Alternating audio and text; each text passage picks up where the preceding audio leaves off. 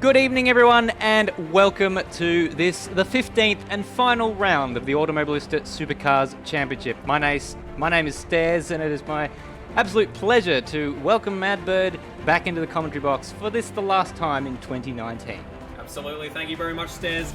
Very glad to be back here for the last round of the season. I've enjoyed my little break, but I'm about ready to get back into it, and I'm very thankful to Michael Zalvari for filling my seat and keeping it warm last time out.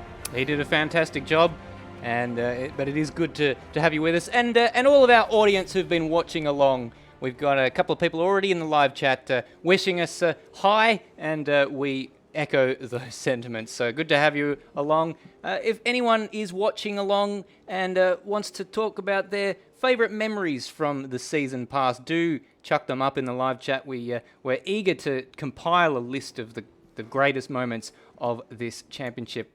In terms of the numerical results of these championships, it's Kurt Stenberg who sealed it up last round in Sandown. He has over 3,000 points, and he's the only man to do that. Sealed it up last round in Sandown with Sean Allen in second place and Brody Steen. They've both overtaken Jake Maloney, who's had a torrid run of luck in recent rounds. So Race on Oz doing an absolutely fantastic job on their end. Zach Baker in fifth place. He's had a pretty decent run as well in ZB colours. Ethan Warren down there in sixth place, ahead of Colin Warwick.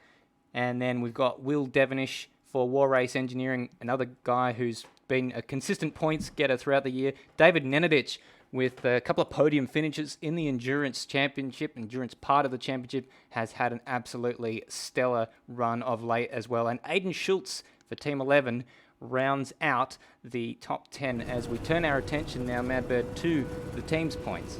Absolutely, and it is all Race on Oz at the moment with 1,500 points advantage over next place runners ZB Racing. So I reckon they've sewn that up. I don't think they can lose that at this stage.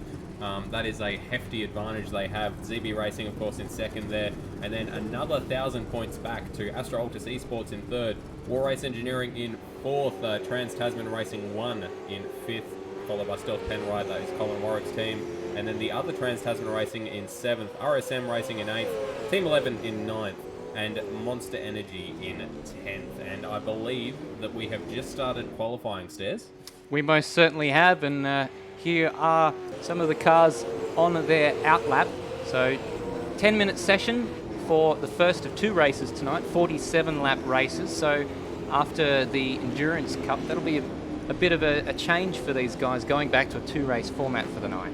Yeah, it gives us a little bit of a break as well in between. They're quite a long race to call when it is the longer endurance race, and a little reset in the middle usually guarantees a fair bit of action because everyone sort of gets bunched back together again for race two. But very excited to see who does well here. Ethan Warren, of course, has been setting the timing screens alight during practice, but it's all about qualifying. Can he keep it together? Well, speaking of bunched up, on this outlap, they're making no attempt whatsoever to spread themselves out for a clear run at this racetrack. Yeah, I saw, I reckon it was, it looks like Brody Steen's had a little bit of a moment. I reckon it was Colin Warwick who was right up the chuff of Thomas McMillan, and McMillan was slamming on the brakes to try to give himself some space, and I don't think Colin Warwick was particularly happy about it. So that's the risky run when you don't leave yourself some space ahead of you heading onto your hot lap, is that you're going to catch a car during your hot lap, and that'll have a major effect on your lap speed. Absolutely. So we're looking at Kurt Stenberg at the moment with the orange number 47. This is just a bit of fun for him this final round. Now that he's wrapped up the championship, doesn't have to worry about the points, but he will be very eager, I'm sure, to close out the championship with a win. Yeah, he's not the kind to just be happy to settle for what he's got. He always likes to push for that win. He's a bit Lewis Hamilton-ish. He's sewn up the championship, but that doesn't mean that he's gonna lean back. He's gonna keep racing. He's not gonna put the Q in the rack until the season's done. A few early times coming in, and Ethan Warren has gone to the top, just surpassing Thomas McMillan I say just, by 0.6 of a second. So quick Just. early pace there set by Ethan Warren. Lots of times coming in there. Thomas Paul slots into 4th place behind Zach Baker. Colin Warwick in 5th. Will Devonish in 6th. Kurt Stenberg only managed 7th place with that lap, although he is improving on this one. Oz Rob in 8th, and David Nenadic. Those are the 9, as we just had a 10th runner slot in there, which I believe was Sean. There you go. Thank you for helping me out there. That's all good. Yeah, he's the only one within a second of Ethan Warren, apart from Thomas McMillan at the moment. Absolutely epic pace from Ethan Warren, which we're all, of course, grown slightly accustomed to. Thomas McMillan, though, doing quite well to be as close as he is.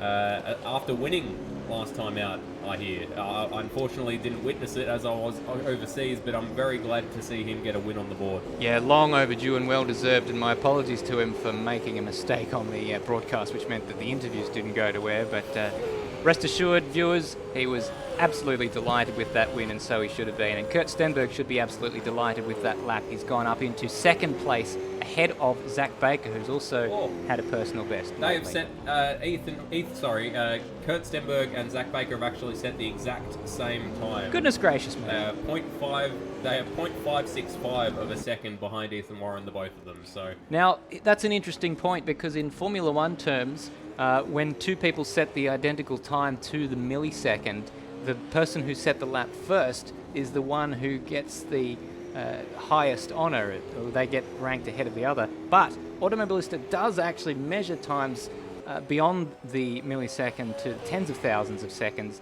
and so Kurt Stenberg would actually be marginally quicker than Zach Baker, we believe, based on that. The amount of time that Kurt Stenberg would be quicker than Zach Baker on that particular lap is as short as it would take me to, well, any number of things. Ethan Warren on his outlap again, so he's not sitting back. He's going around to do another hot lap. Even though I will be very surprised if we see someone match that time. That is, he's 5/10 faster than anyone so far this session. That's pretty quick, and Ethan Warren, prior to the endurance portion of the championship, was the man to beat. Didn't have the best endurance championship, it has to be said, because he missed 2 of the races, and then the other one he finished 3rd with Colin Warwick. And unfortunately that sort of put paid to his charge. He was looking like he may well just have enough to pip Kurt Stenberg at the rate that he was closing in, but it wasn't to be. I'm sure he'll be pushing hard next year. Absolutely. He also missed the first couple of races, I think, of this season. So if he'd been around from the start, then the battle would have gone right down to the wire, I imagine, because he was entirely unbeatable in most of the races that he attended. And to be honest, with the pace he's showing tonight, barring any errors, look like he might be a dead set cert for the win tonight as well.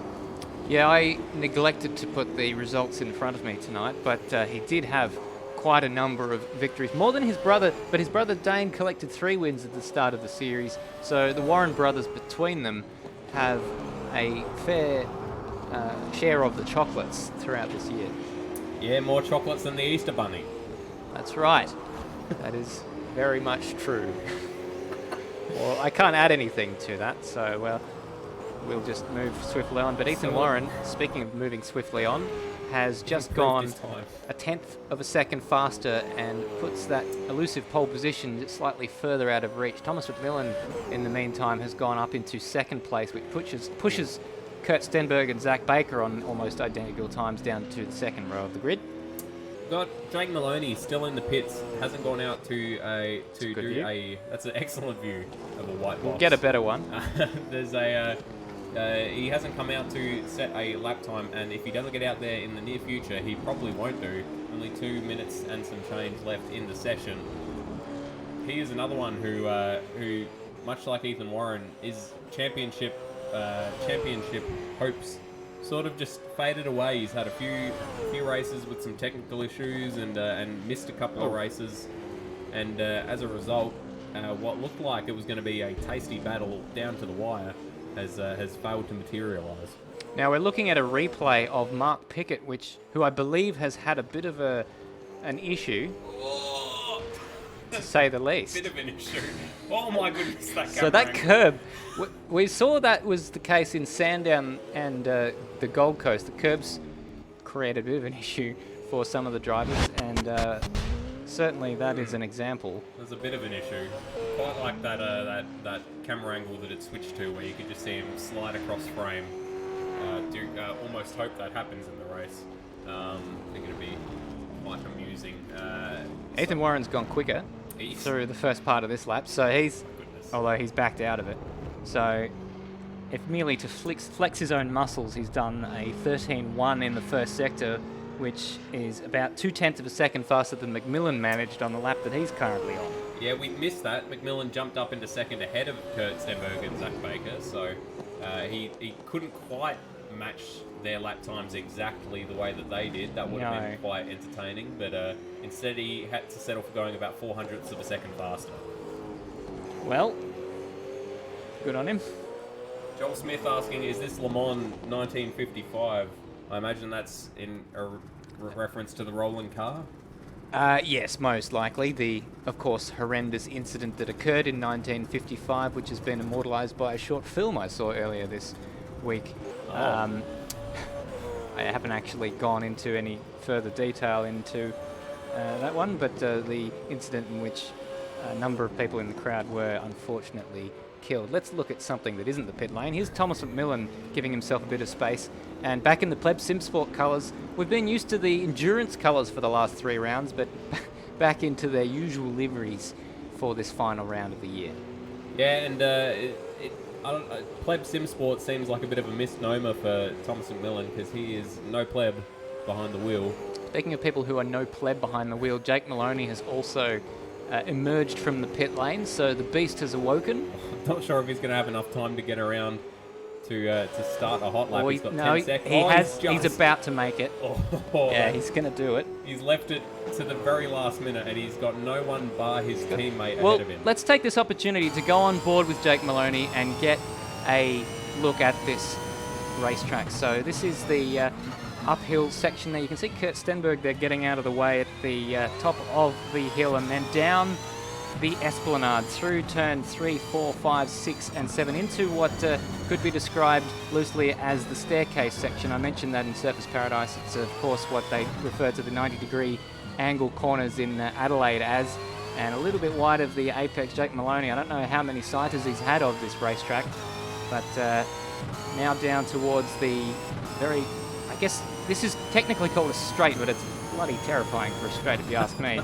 Down the hill, and then this is a great overtaking opportunity, this curved braking zone into the turn 11 hairpin, and then you get to open it up a bit. These corners are quite quick, it's fair to say, and that's the lap pretty much. One more corner and across the line, and that's all there is of this Newcastle street circuit. It is an absolute bull ring, and Sean Allen has jumped up ahead of Thomas McMillan into second place. So he's another driver who's ending this season in a rich vein of form. Was about to mention that 0.2 of a second behind Ethan Warren. He's gotten the closest of anyone.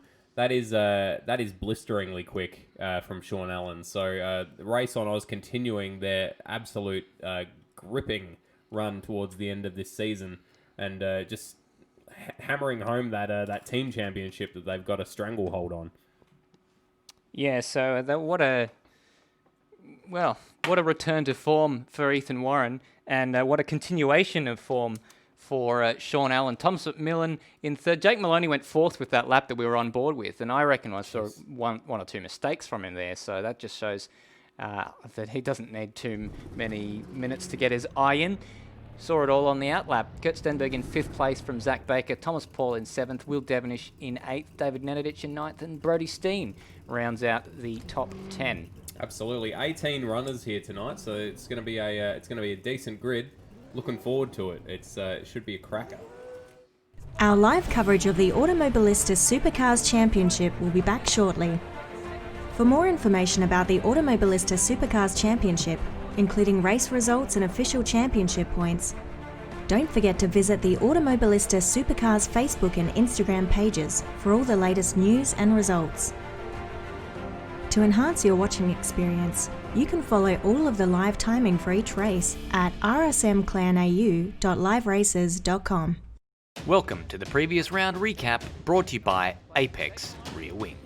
With the grid being decided by a hectic 5-lap race for the grid, it was Kurt Stenberg who took advantage, starting on row 2 and getting by both front row starters Thomas McMillan and Sean Allen before passing Brodie Steen for first on lap 3.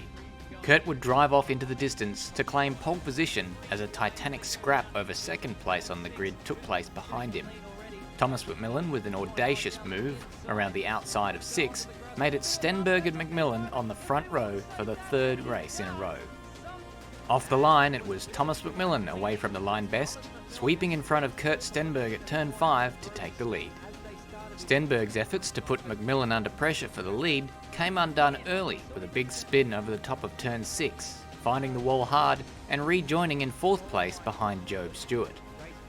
Stenberg and Stewart would swap places for 3rd a number of times, their battling allowing McMillan and Allen a fair bit of breathing space out front in 1st and 2nd, as Brodie Steen, Colin Warwick and Jake Maloney all closed in on the battle for 3rd. The first to blink on the first round of pit stops was Brodie Steen, electing to try and effect the undercut on fresh tyres. Turn 4 turned out to be Maloney's white whale. After spinning there in the race for the grid, he lost traction there again on lap 22 after climbing to 4th from his starting position of 12th. The bulk of the field reacted to Brodie Steen's early pit stop on the next lap, with Stenberg successfully covering off the undercut from Brodie. Job Stewart, however, would lose out to Stenberg, Steen and Warwick after an awkward tangle with Jake Maloney, where he spun Maloney around 90 degrees, which forced the TTR driver to reverse to get back into his pit box. A couple of laps later, Maloney would be back in the pit lane to retire, ending his chances for taking the championship. On lap 31, another major mistake from Kurt Stenberg down at turn 9 saw him cede 3rd and 4th place to Brodie Steen and Colin Warwick, and put him back under pressure from Job Stewart. Colin Warwick pulled the trigger on a pass down the inside of 6 on Brodie Steen, which brought Stenberg and Stewart back into the fight for 3rd, but Stenberg would drop back on the next lap after another off-track excursion, spinning on the exit of turn 1.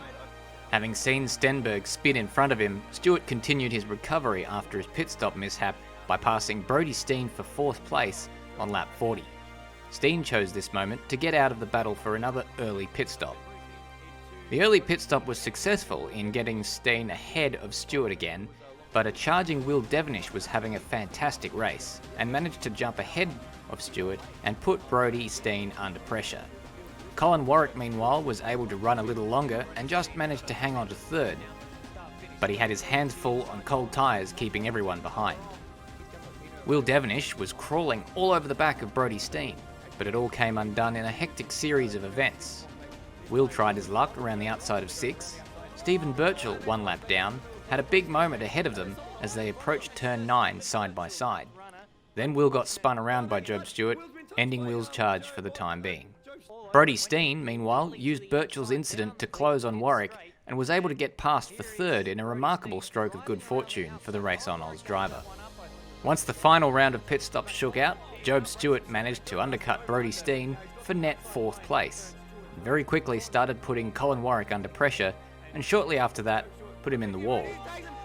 Brodie Steen got caught up in the mess as well. This put Job on the podium, and Kurt moved up 2 spots to 4th. Further back, 2 of Stewart's victims, Colin Warwick and Will Devenish, had a cracking battle, with Will moving up to 5th place. With 5 laps remaining, Kurt Stenberg pulled the trigger on Job Stewart for the final spot on the podium.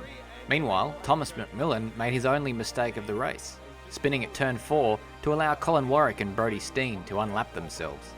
This complicated matters for these two, who were fighting over 6th and 7th place. Eventually, McMillan re-lapped the pair, giving them 1 less lap to fight, much to Warwick's relief, who kept Steen at bay. Sean Allen finished a lonely 2nd, and Kurt Stenberg managed to edge out Job Stewart for the final spot on the podium on the penultimate lap to claim the Enduro Cup points and seal the Automobilista Supercars Championship with 1 round remaining.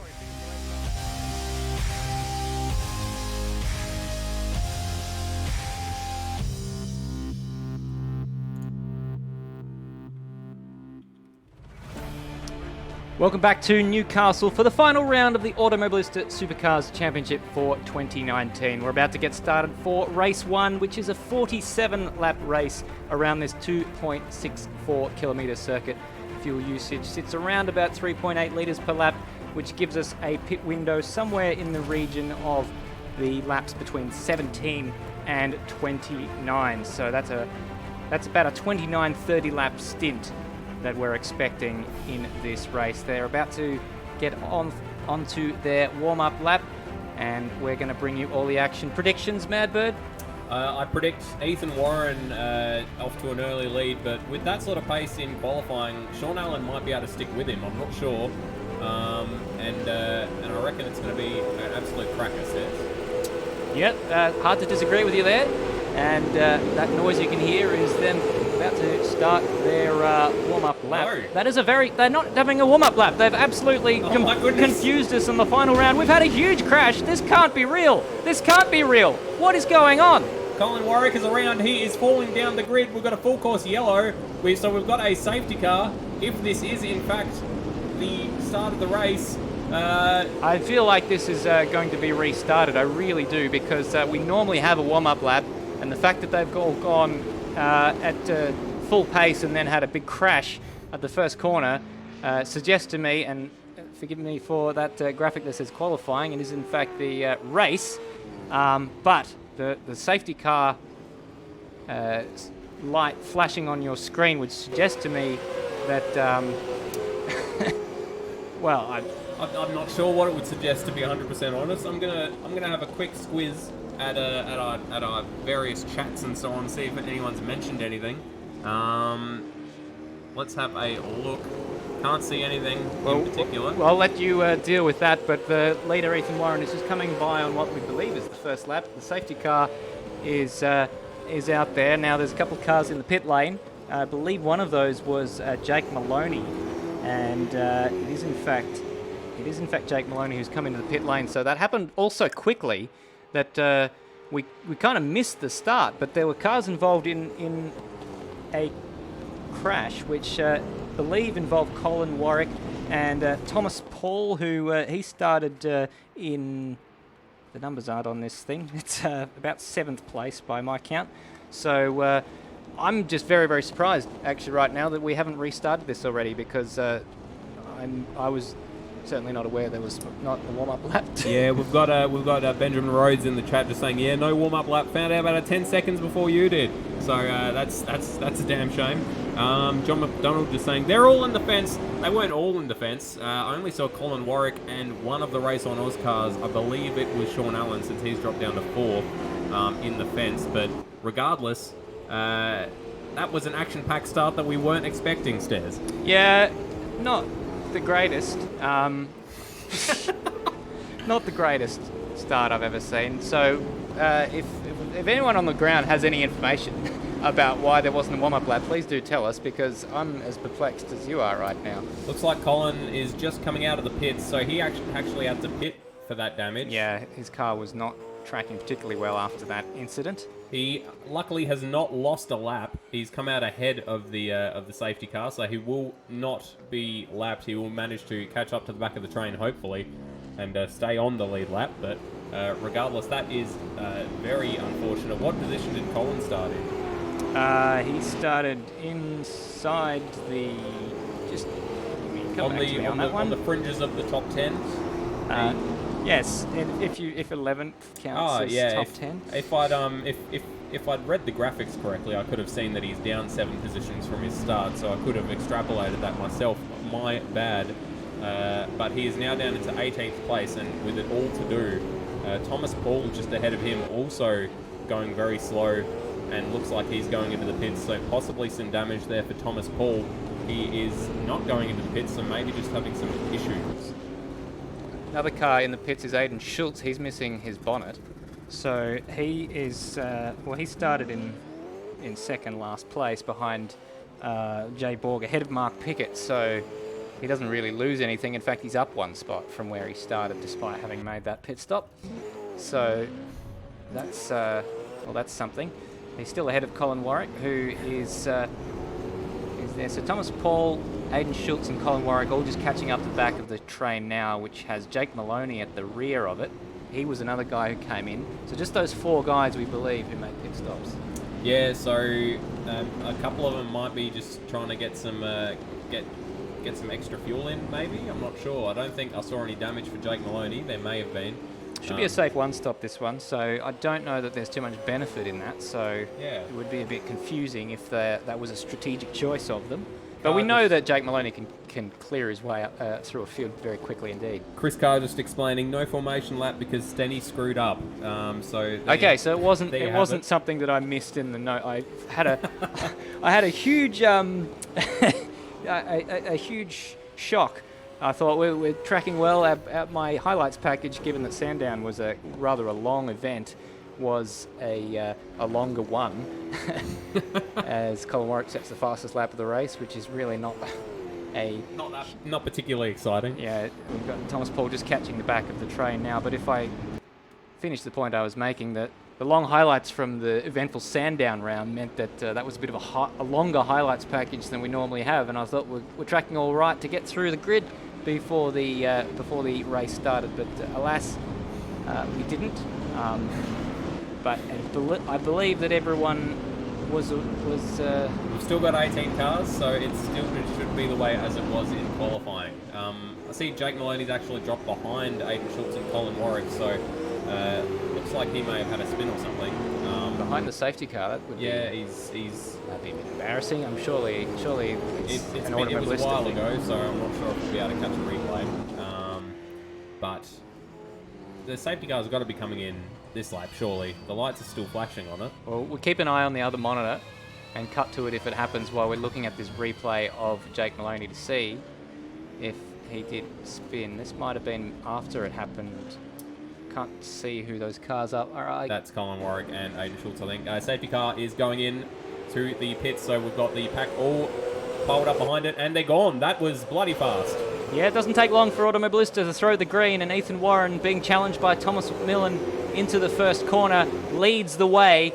Behind them, Jake Maloney is just coming across the line. That's how much field spread there is, even on a safety car restart, up into turn 2, up over the hairpin and down the esplanade. Ethan Warren leads from Thomas McMillan, Zach Baker in 3rd place, Sean Allen in 4th, Kurt Stenberg is in 5th place. Absolutely. We know how fast that Thomas McMillan can be when he's got a carrot to chase, and Ethan Warren is a mighty big carrot. And look at this, Jake Maloney already made one spot, and he's right behind Colin Warwick as they go side by side up in front. That's Thomas Paul going by Cam Rutledge for 13th place. So look at this, it's just absolute chaos in the first lap after the restart. Yeah, it's a bit of a scramble. Thomas McMillan not managing to make inroads on Ethan Warren at the front, while Zach Baker is now under attack from Sean Allen, who's wanting to get that position back. He lost it on the actual race start. I think a few people were caught out, not just us, but potentially even the racers, not expecting it to be a fast start. Ethan Warren sets the fastest lap of the race, but he still has a bit of contact with the wall for some of those guys following Sean Allen, Zach Baker and Kurt Stenberg locked in a tight fight for 3rd place as Ethan Warren just nudges the wall slightly there. Jake Maloney has made his way past Colin Warwick, but Colin Warwick bump drafting him up the hill. There he goes, and somehow he backs out of that one. Probably a wise choice, it has to be said. Back with the leaders and wiggling all over the racetrack, Thomas McMillan on the back of Ethan Warren. That curb that they just went past on the right-hand side, the inside of the corner, is not a curb that you want to get caught up on, because that will flip you right over. Behind these two, it looks as if Sean Allen Zach Baker has fought off the challenge from Sean Allen, or perhaps Sean Allen's just getting a little preoccupied with what he sees approaching his rearview mirrors, which is the Trans-Tasman racing car of Kurt Stenberg, growing ever closer. Yeah, so Kurt Stenberg in a Race on Oz sandwich, and that saying always annoys me, so I don't know why I said it, because Race on Oz would really be the bread in said sandwich. But Thomas McMillan has responded to the pace set by Ethan Warren with the fastest lap of the race. He's just rubbed the wall there on the exit of, I believe that's turn 1, and he's lost a little bit of time, but he is hanging on admirably to the back of Ethan Warren, considering that the pace differential between the two of them during qualifying and practice. Jake Maloney's charge up the field continues. He's got a couple of War Race engineering cars as well as Thomas Paul right up ahead of him. That's Will Devenish leading Oz Rob. They're down in 10th and 11th place. Sean Allen. Sean Allen in the wall. He has lost many positions, down into 14th place now. Sorry, cut across your stairs. No, that's absolutely fine. He is the replay of what happened. In fact, it happened a few moments ago. So he was going up the inside of Zach Baker for 3rd place. And was there contact? Did he get a rub from Kurt Stenberg? Well, the post-mortem will no doubt tell us the information that we need to know there, but Sean Allen has got it all to do now. Down into 17th place after that issue, and he's driving very slowly, so I reckon he might have some damage. You're not wrong. Yeah, that is a damn shame. He was looking very racy. So, meanwhile at the front, Thomas McMillan has lost a bit of time to race leader Ethan Warren, now about 1.2 seconds behind. Yeah, Kurt Stenberg catching up on Zach Baker now that the Race on Oz car that was the upper piece of bread in that particular sandwich that you disliked. Oh! Just looking at the Jake Maloney battle with Oz Rob and Thomas Paul. So in the last lap, he's got past both of those guys, dispatched them, and Thomas Paul and Oz Rob left in his wake. So Will Devenish up the road now for Jake Maloney, up into 11th already. Sean Allen in the pits, so he will be repairing some damage and probably can't make it to the end from here, I don't think, judging off what the pit window was. No, not at all. So he would have needed to make another 10 laps, and obviously with the amount of damage that he had, that is hugely disappointing and very, very costly because we are not under safety car conditions, so he may well lose a lap. Where are the leaders right now? I think just about to come across the line. He is going to go a lap down. Yes, indeed he has. So Ethan Warren's just going through turn 4 now, or turn 2, sorry. So yeah, that is gone from bad to worse for Sean Allen because it's unlikely that he'll get a chance to unlap himself, and he does need to make another pit stop at some stage during this race. So barring a safety car, and even then we don't have Lucky Dog enabled or anything like that. So that looks like race done for Sean Allen, unfortunately. So we're now looking at Jake Maloney all over the back of Will Devenish and RSM Latino as they come through this very, very busy middle sector of the racetrack. And there's a ZB racing car spun around the inside David Nenadich. Oh, that's a huge shame for him. He's been in a great, rich vein of form lately, so that's not gone well at all for him. So here's a replay of what happened to David Nenadich. All by himself. Yeah, all by himself. That is, it's a damn shame, and thankfully he was out of harm's way for the most part, as now look at this side-by-side action going on ahead of Jake Maloney. These are going to be some tricky places for Jake Maloney to make up, I think, because these three are battling tooth and nail amongst each other. We've got Will Devenish, Jack Handel, and RSM Latino all closing up, shuffling back and forth. Somehow Jack Handel, lost those two positions. Yeah, how did Jack Handel get behind both of those two guys? Those were Jake Maloney's next victims. And now Thomas Paul and Oz Rob are buying into this, and they spun Jake Maloney around. That is just not right. I reckon that was contact with Oz Rob. I reckon Oz Rob touched him, and touched him inappropriately, in fact, and span him around. This is David Nenadich in the pit lane. Poor bugger. So Jake Maloney, speaking of poor buggers, will have it all to do again. He's behind Colin Warwick all of a sudden. So, in fairness, of all the people who I would be least concerned about having to fight their way back up from the bottom, Jake Maloney is probably at the top of that list. Oh, Thomas McMillan's gone round. Oh my goodness, what is happening? So Thomas McMillan down, he's only lost... Oh, he's got damage. 4 positions. That car is crabbing badly. He is very, very damaged by the looks of it. We're about to find out why. Oh. And that was heavy, heavy contact. Oh, and he's locked up heading into the pit lane. That left tire is not spinning when he puts on the brakes. So hopefully he didn't get a pit lane speeding pit lane speed limit penalty. I think that's the last of his problems right now. He's out of the race. So another retirement for Thomas McMillan. I think you are his white whale. You are his bad luck charm, if you will. Apparently. Because he did an absolutely flawless job. He was unbeatable last round. You probably don't believe that happened. I had nothing but well wishes for him at Surfers Paradise, and look what happened. And then and I was going to say something, earlier on when he was chasing after Ethan Warren. I was going to say something about how when he's got a carrot to chase, he usually chases it directly into a wall. But I held myself back, and then it happened anyway. So, Thomas McMillan, I'm very sorry. I am your curse apparently, and it's not something I'm proud of. But it's you know, we've all got talents. Jack Handel not making work particularly hard for Jake Maloney or Colin Warwick. In fact, I wonder if Jack Handel has a bit of a problem there, because he's just lost 2 spots. In fact, 3 spots. It seemed as if Will Devonish and who was the other one? Sorry, Will Devonish and I believe RSM Latino got past him quite easily down the start-finish straight. So I wonder if he's carrying a bit of damage. Maybe he's fuel saving. Can't imagine why. Press F in the chat, please, to pay your respects for Thomas McMillan. McMillan. There is another chance tonight, though. That is Race the 2. positive. But Ethan Warren now enjoys a 9-second lead over Kurt Stenberg, who's actually just got past Zach Baker in the last couple of laps. I wonder if we can see where that happened.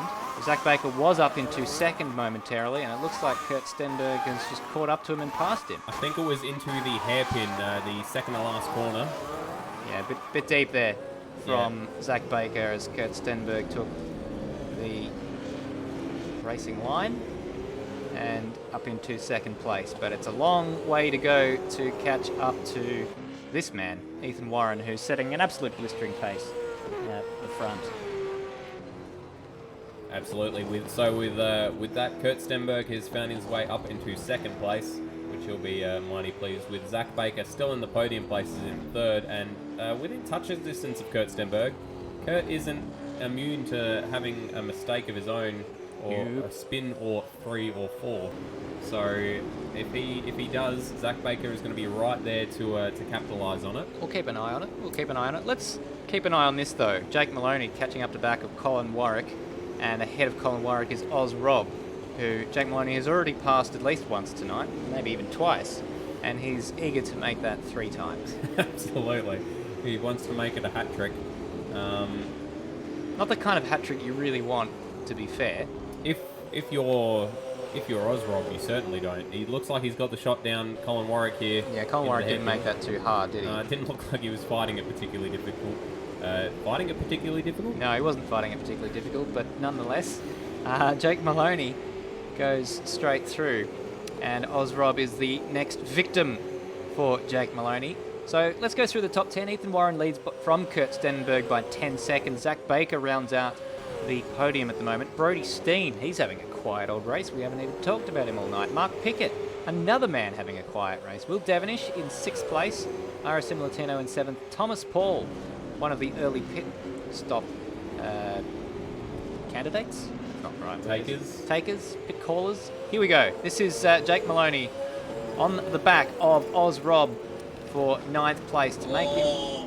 What do we look? Sorry, no, I think it was just a different. We're looking at the same thing. It's just Oz Rob got up onto that curve and got a little bit sideways. And there's his teammate. That's Will Devonish. He was in 6th place, spinning out of 6th place and back down. So that's hugely unfortunate for him. But Jake Maloney has made the move up ahead of his teammate in Oz Rob. So Will Devonish. No, he hasn't. What has happened to Oz? He hasn't? Sorry to correct you. No, he is still behind Oz Rob. No, beg your pardon. Don't know what I was looking at.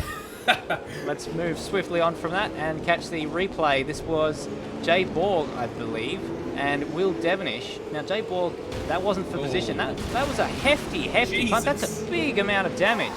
What on earth is going on there? So Jay Borg is in last place. Let's make no bones about that. Let's see if we can catch the replay from his perspective. In the meantime, we'll show you this tasty old battle that's going on. Oh, Colin Warwick very deep, and he's over. Colin Warwick is flipped. What the? What is happening? Oh my goodness! What is happening? The track is blocked. The track is blocked. Sorry about the peaking there. That's Full course my yellow. lab. That is a full course yellow if ever I saw one. We're not going to catch a replay of the incident we were looking at before, because we're going to catch a replay of what on earth just happened from Jake Maloney's perspective. He comes up. What?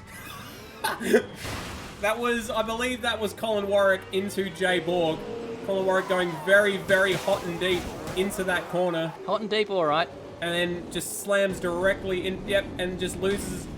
And crashes into but his ahead teammate. of him, there was Thomas Paul, and I believe that is... I'm not sure who that other black car is. So, going back, so Colin Warwick at this point is completely locked up there. He's trying to avoid contact. It was a move there on Oz Rob. They're 3 wide. Jay Borg here is a lap down, and he was already involved in an incident about a half a lap earlier, but that ends up him in his... Now this other incident ahead, this is, I think, Thomas Paul and RSM Latino had their own incident, which is completely independent of what we're looking at here. David Nenadic has a drive-through penalty. Presumably that's for a pit stop. We're seeing a lot of cars in the pits right now, but understandably we're trying to unravel what happened here. Now look at the left of your screen there. Jake Maloney tries to get through this tiny little gap, but the ricochet from Thomas Paul sends Ozrob directly into his path, and that blocked the way. I think he just got through, but he didn't escape with without all the damage.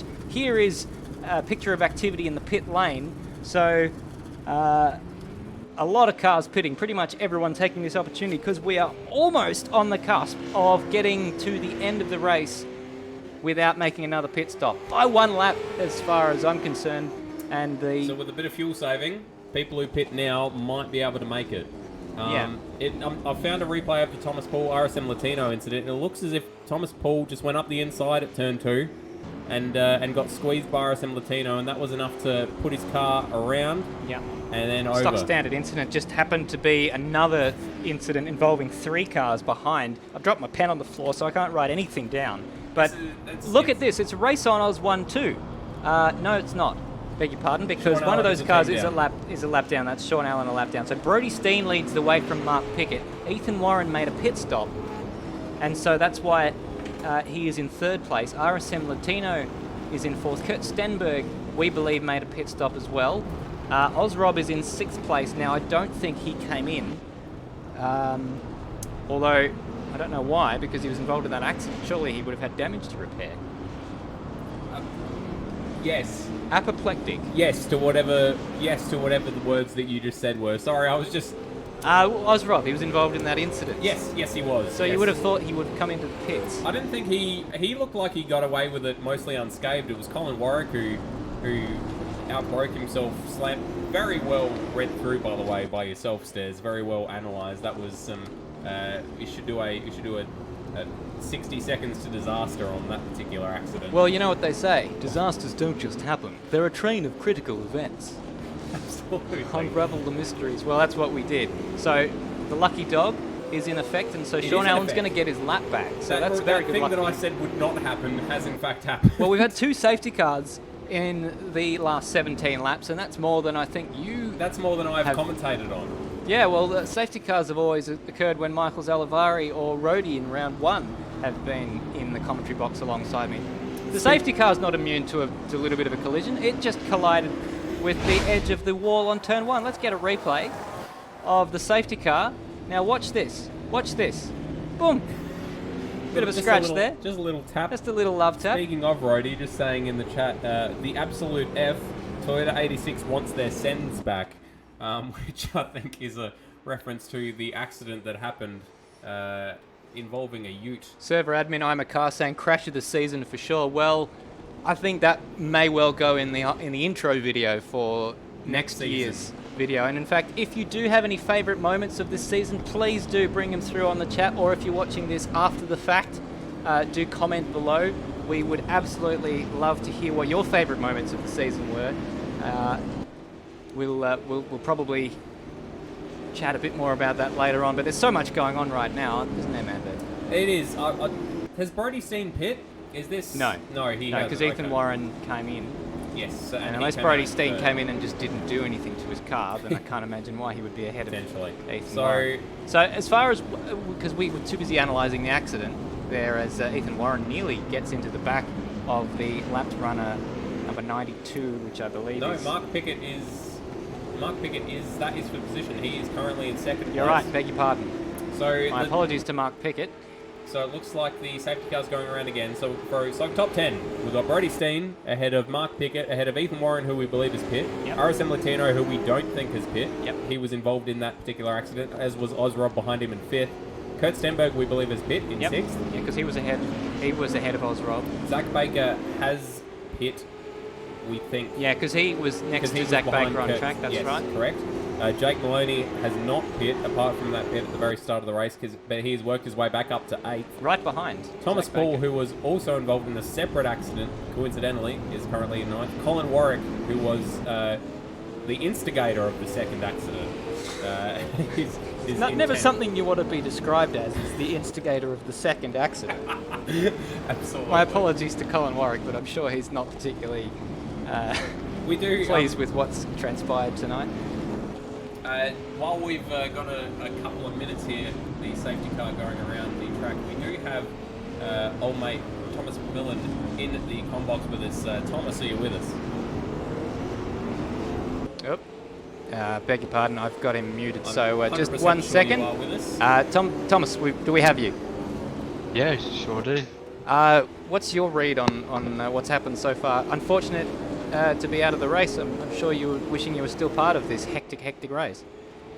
Yeah, I was actually hoping for another safety car when I was behind Ethan, and then I crashed myself out of the race. Weird spin, pretty much lack of practice, I guess, but lack of preparation. How was the car feeling Yeah. before that? Did you feel like you It was were in good pretty- form? Yeah, it's pretty good. Me and Ethan worked set up together, so we're on the same setup.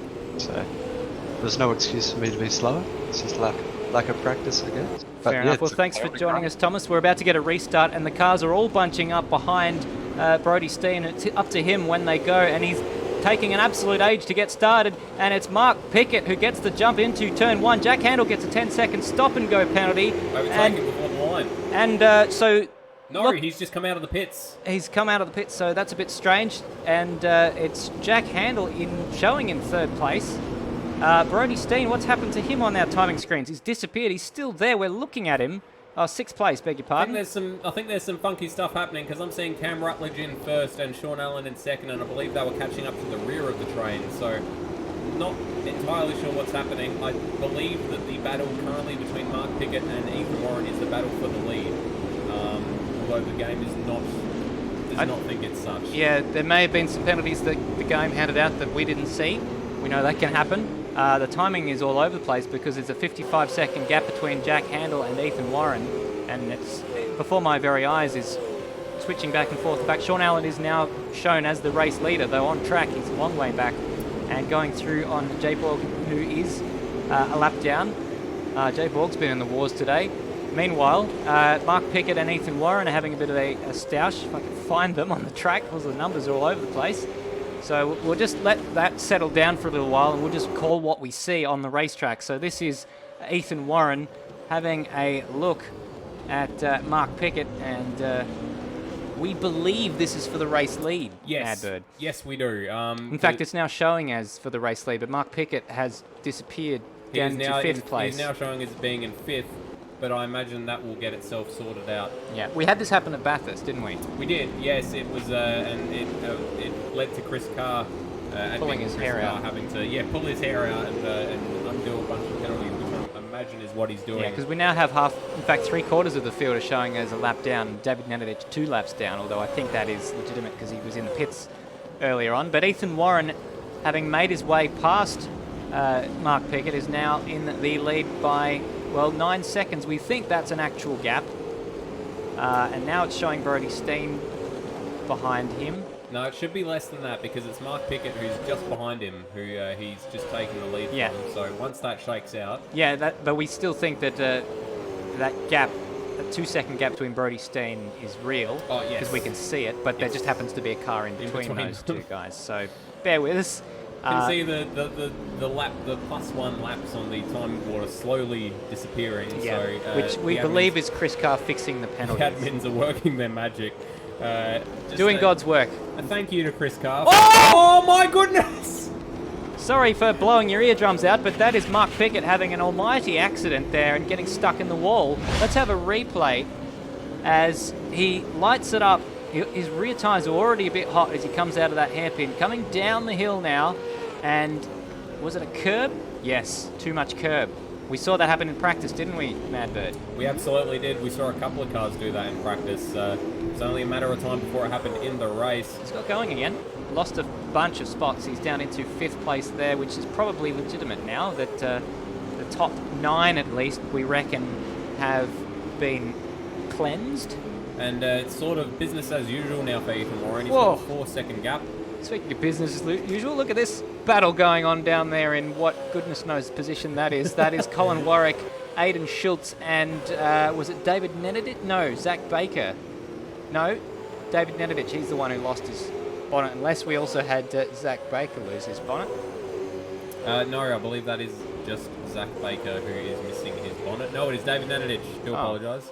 Behind Aidan Schultz, who also lost we've his had bonnet. And Oz Rob is around. One of the Raw Race Engineerings, yeah. That's a shame. Will Devonish. That is Will Devonish in the number 15 car there, and tricky spot, blind corner. He can't really get it going. So we saw this in the foreground of the shot when we're looking at the battle behind us. Oz Rob! Trying to find out what happened. Oz Rob's had an incident on our other screen, so we're going to get a replay of that in a minute. Almost the same accident that Mark Pickett had into the same position, same part of the track. So a horrible end to the series for Oz Rob and Will Devonish, the War Race Engineering team. And that is a nasty, nasty curve.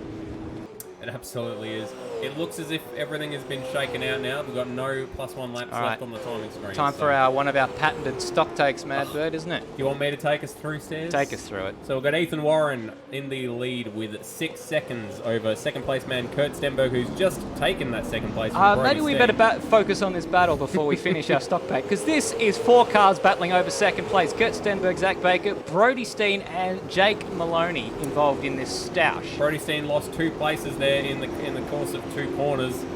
Zach Baker taking every opportunity there to jump himself up into 3rd place once again, as he was before the safety car. Jake Maloney is now all over the back of him, and he is priming himself to take Brody Steen from the rear.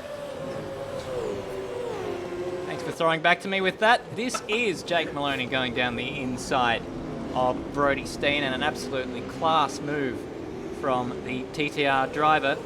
And if you'd asked me at the halfway point of the season, I would have thought this man would have been the champion, but it just didn't go his way this year. Too many little errors, too many technical gremlins getting in the way of potential championship glory for Jake Maloney. Maybe next year.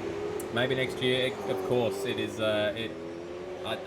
The one thing you always know about an Automobilista Supercars Championship race is it's going to be bloody entertaining, and this one has definitely had that in spades. So Kurt Stenberg holding on to that second place, although Zach Baker is not letting him get away. He's glued to the rear of that particular car and not going anywhere. So Kurt Stenberg not romping off into the sunset with it. And Zach Baker, if you'll remember, had the exact same time in qualifying as Kurt Stenberg and was actually faster than him in practice. So we know he's got the pace. He's just got to get the move done somewhere. Zach Baker and David Nenadic had an absolutely stellar run at the Bathurst 1000. Looks like Kurt Stenberg got a little bit sideways going to that braking zone. You say right out? He got right out sideways, sorry. Was nearly in the fence. I'm a car in the chat just saying, I really hate safety cars. I bet he does. I bet you do, mate. Fantastic work again, and thank you for your work behind the scenes this entire season. All year long. All year long, keeping everything. Whoa. Oh, that was rubbing the wall from all 3 cars in succession, I think, there. This is now a... Jake Maloney looking down the inside. Very late move to cover that one off for Zach Baker. Jake Maloney now. Is he going to try and get underneath the ZB Racing car? There's just not quite enough overlap, and the racetrack narrows. It's very much single file through this part of the racetrack. Zach Baker nearly gets undone on that curve. I was worried he was going to flip over, but he did all right.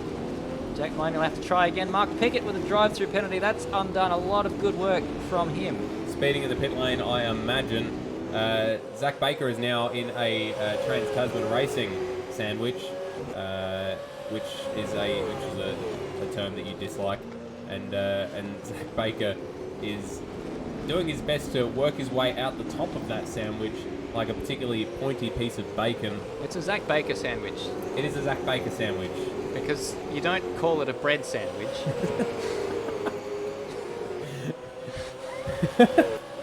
Do you? Well, I mean, no. It's a fair point you make.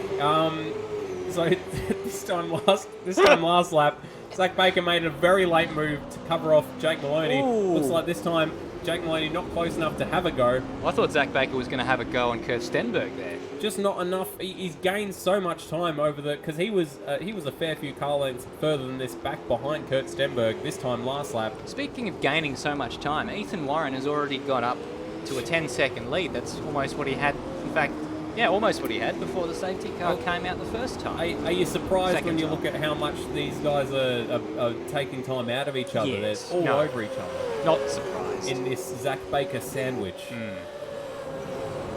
Thank you. Well, this could be one of those iconic moments that we keep talking about.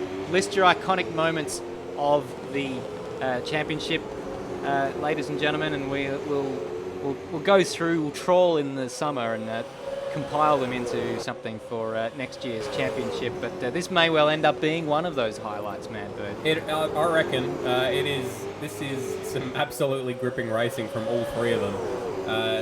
Zach Baker doing incredibly well to be... Oh, here we go! Jake Maloney going down the inside. Will he have the room or will he get squeezed? Looks like Jake Maloney gives him the space. A little bit sideways there Lost from traction. Jake Maloney. Yep, and Zach Baker's able to just get the foot down and hold on to that position, but that was a close thing, Stairs. Oh, love this racetrack. This is bringing Thomas Paul back into it.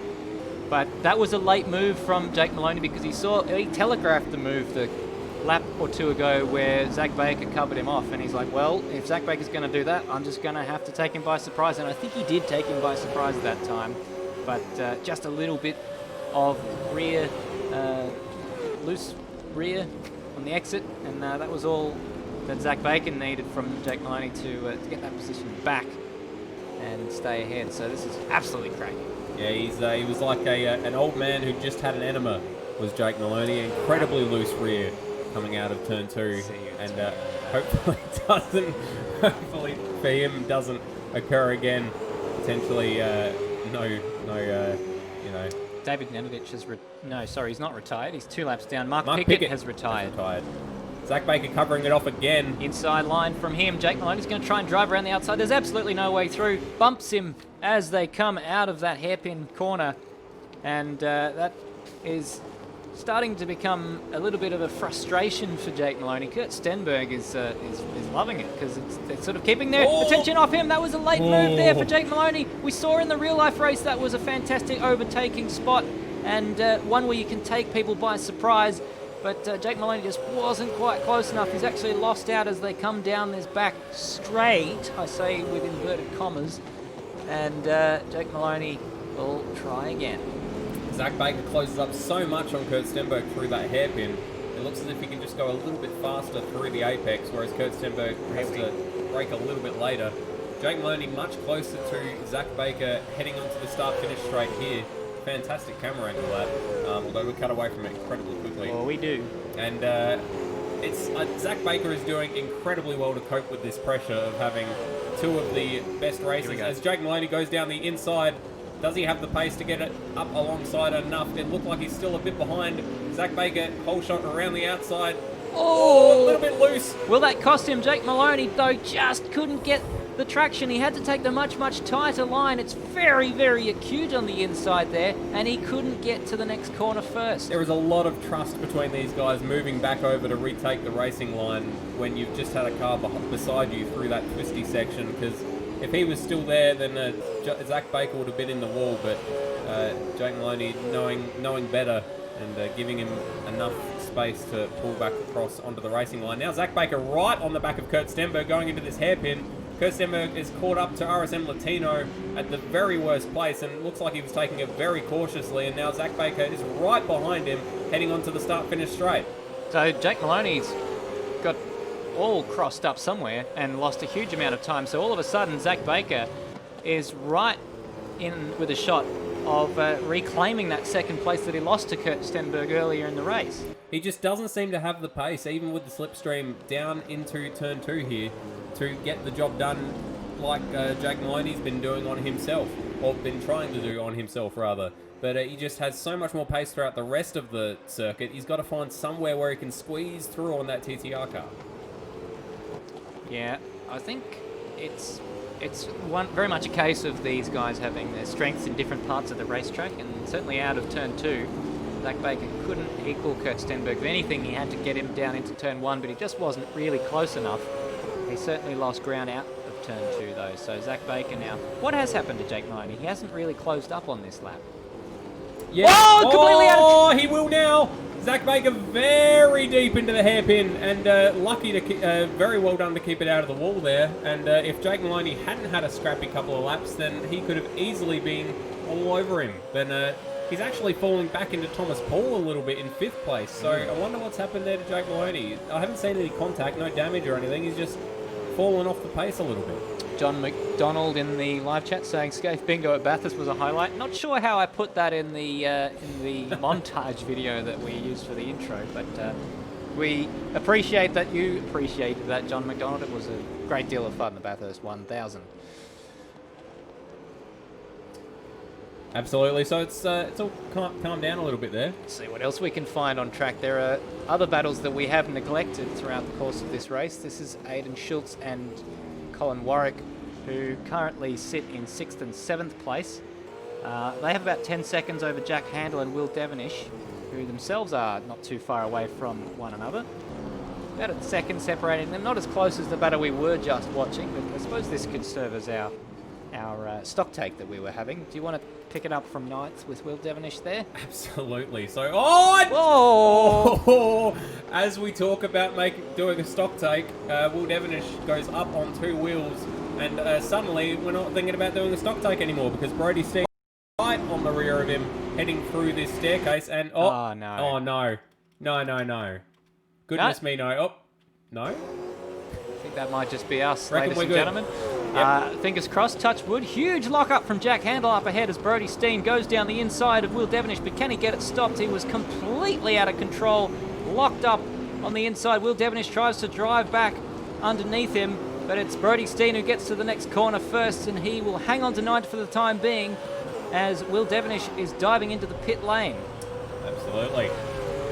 So, stock takes. Well, goodness me. It's all changing before our very eyes. It absolutely is. This looks like I think these are lapped runners, but this looks tasty. Yes, on the other screen we've just got a frozen picture of Aidan Schultz. So that's Aidan Schultz is still running. So fear not, ladies and kind gentlemen, that is not the case that he has stopped. So Jay Borg and Ozrob are probably the closest battle we've got on track at the moment, but unfortunately they have Sean Allen between them, who is a lap ahead of... Oh, never mind. Sean Allen's gotten through, so Ozrob is right on the back of Jay Borg. Whoops. No, you don't need to see that. Meanwhile, as we can see on our other monitor, Jake Handel is... what are we looking at? No, we're looking at Will Devenish, and you can look at Jack Handel if you want to. No, that's fine. I was trying to adapt what our viewers were seeing. Yeah, we're looking at this. But our viewers are now seeing this footage of RSM Latino right behind Will Devenish, and he is keeping pace with the War Race Engineering car quite well, and putting him under a fair bit of pressure as he's come out of the pits, as Will Devenish. And we've got someone in chat. We've got Mr. Walshy saying Cam Rutledge odds at 100 to 1 to win the race. Oh yeah. And Rhodey saying, give me the $10 Madbird is owed on those odds. And surely that's got to be one of your highlights of the year, that Winton race where you won a $10 bet with Lewis Kugali. Yeah, and still haven't received the money for it. He hasn't rocked up in the chat ever since, so he clearly knows, and he's hiding somewhere with his tail between his legs because he is an absolute dog of a man. But well, I'm sure that he'll be I'm sure that he will be eager to unsully his name, as you've just called him a dog of a man, and if he comes up with that $10, he will be an absolute gem of a man. He will be. He will be a gem of a man, just, about 6 months late. Like my dad.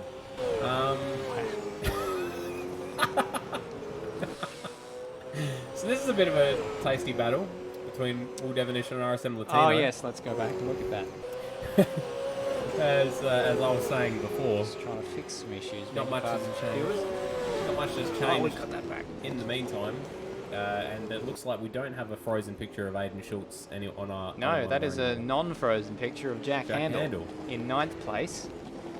Let's go back to this battle, though, for Will Devonish between 10th place and RSM Latino. There you go, I got the words, I just didn't get them in the right order.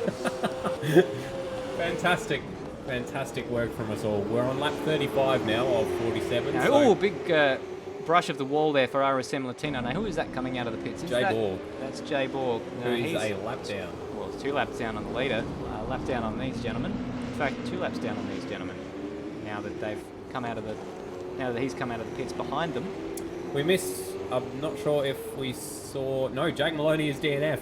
Oh. Fantastic work, us. Let me just. I'll see if I can go back and find the replay of that. And see if there is a replay to be found in the near past. It's a shame.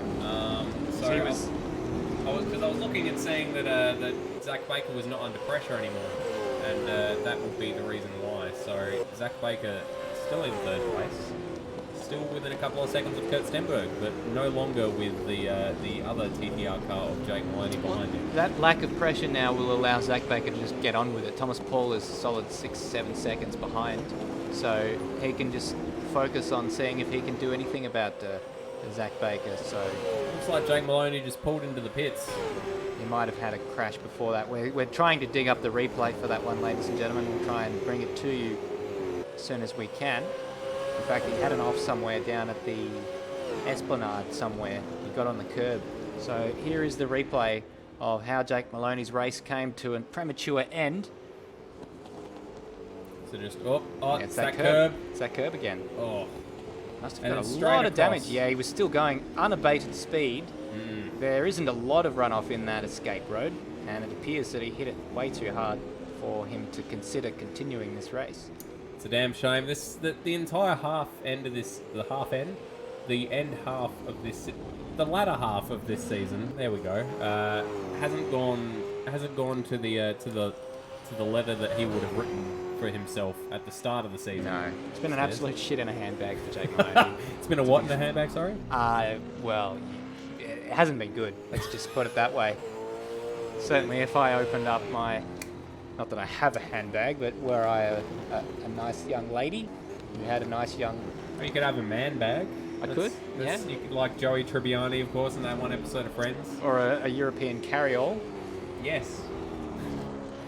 We got a message in the chat from Lieutenant Lama, which has been retracted. Yeah. I'm actually quite interested to know what that was. So, Lieutenant Lama, if you are still with us, I'm sure he's still with us. What was it? Do you mean if he's still in the live chat? If you're still in the live chat, let us know what are you hiding. Or maybe he's the dear departed late Lieutenant Lama. Share it with the class, mate. Yeah, what is it you've got to, what is it you're hiding? Read it to the class. So, after all Schultz in the pits. yes, it looks like it is. Yes. After all of this, Sean Allen is now behind his teammate, Brody Steen, fighting over 6th place. Which, considering the start of the race for Sean Allen, I don't imagine they were expecting to happen. This is actually the closest battle on the racetrack. Excuse me.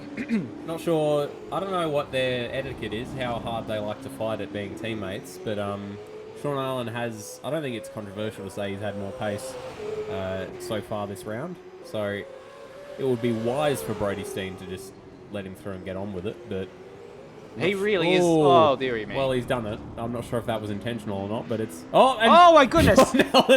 Sean Allen wasn't happy with that, so he decided, no, I'm gonna catch back up to you again. That was a case of refusing the gift, and no, please, sir, I must insist. I must insist. It is your position. Let's have a replay. Really, what did happen there? That was strange. So Brody Steen leading the way, locks it up, goes very, very deep. Huge amount of runoff there, so nothing doing, but he loses the position to his teammate, who immediately gives it back to him by spinning on the rear. So easy come, easy go for Sean Allen. He's to be fair, pits. He has been one. He's DNF.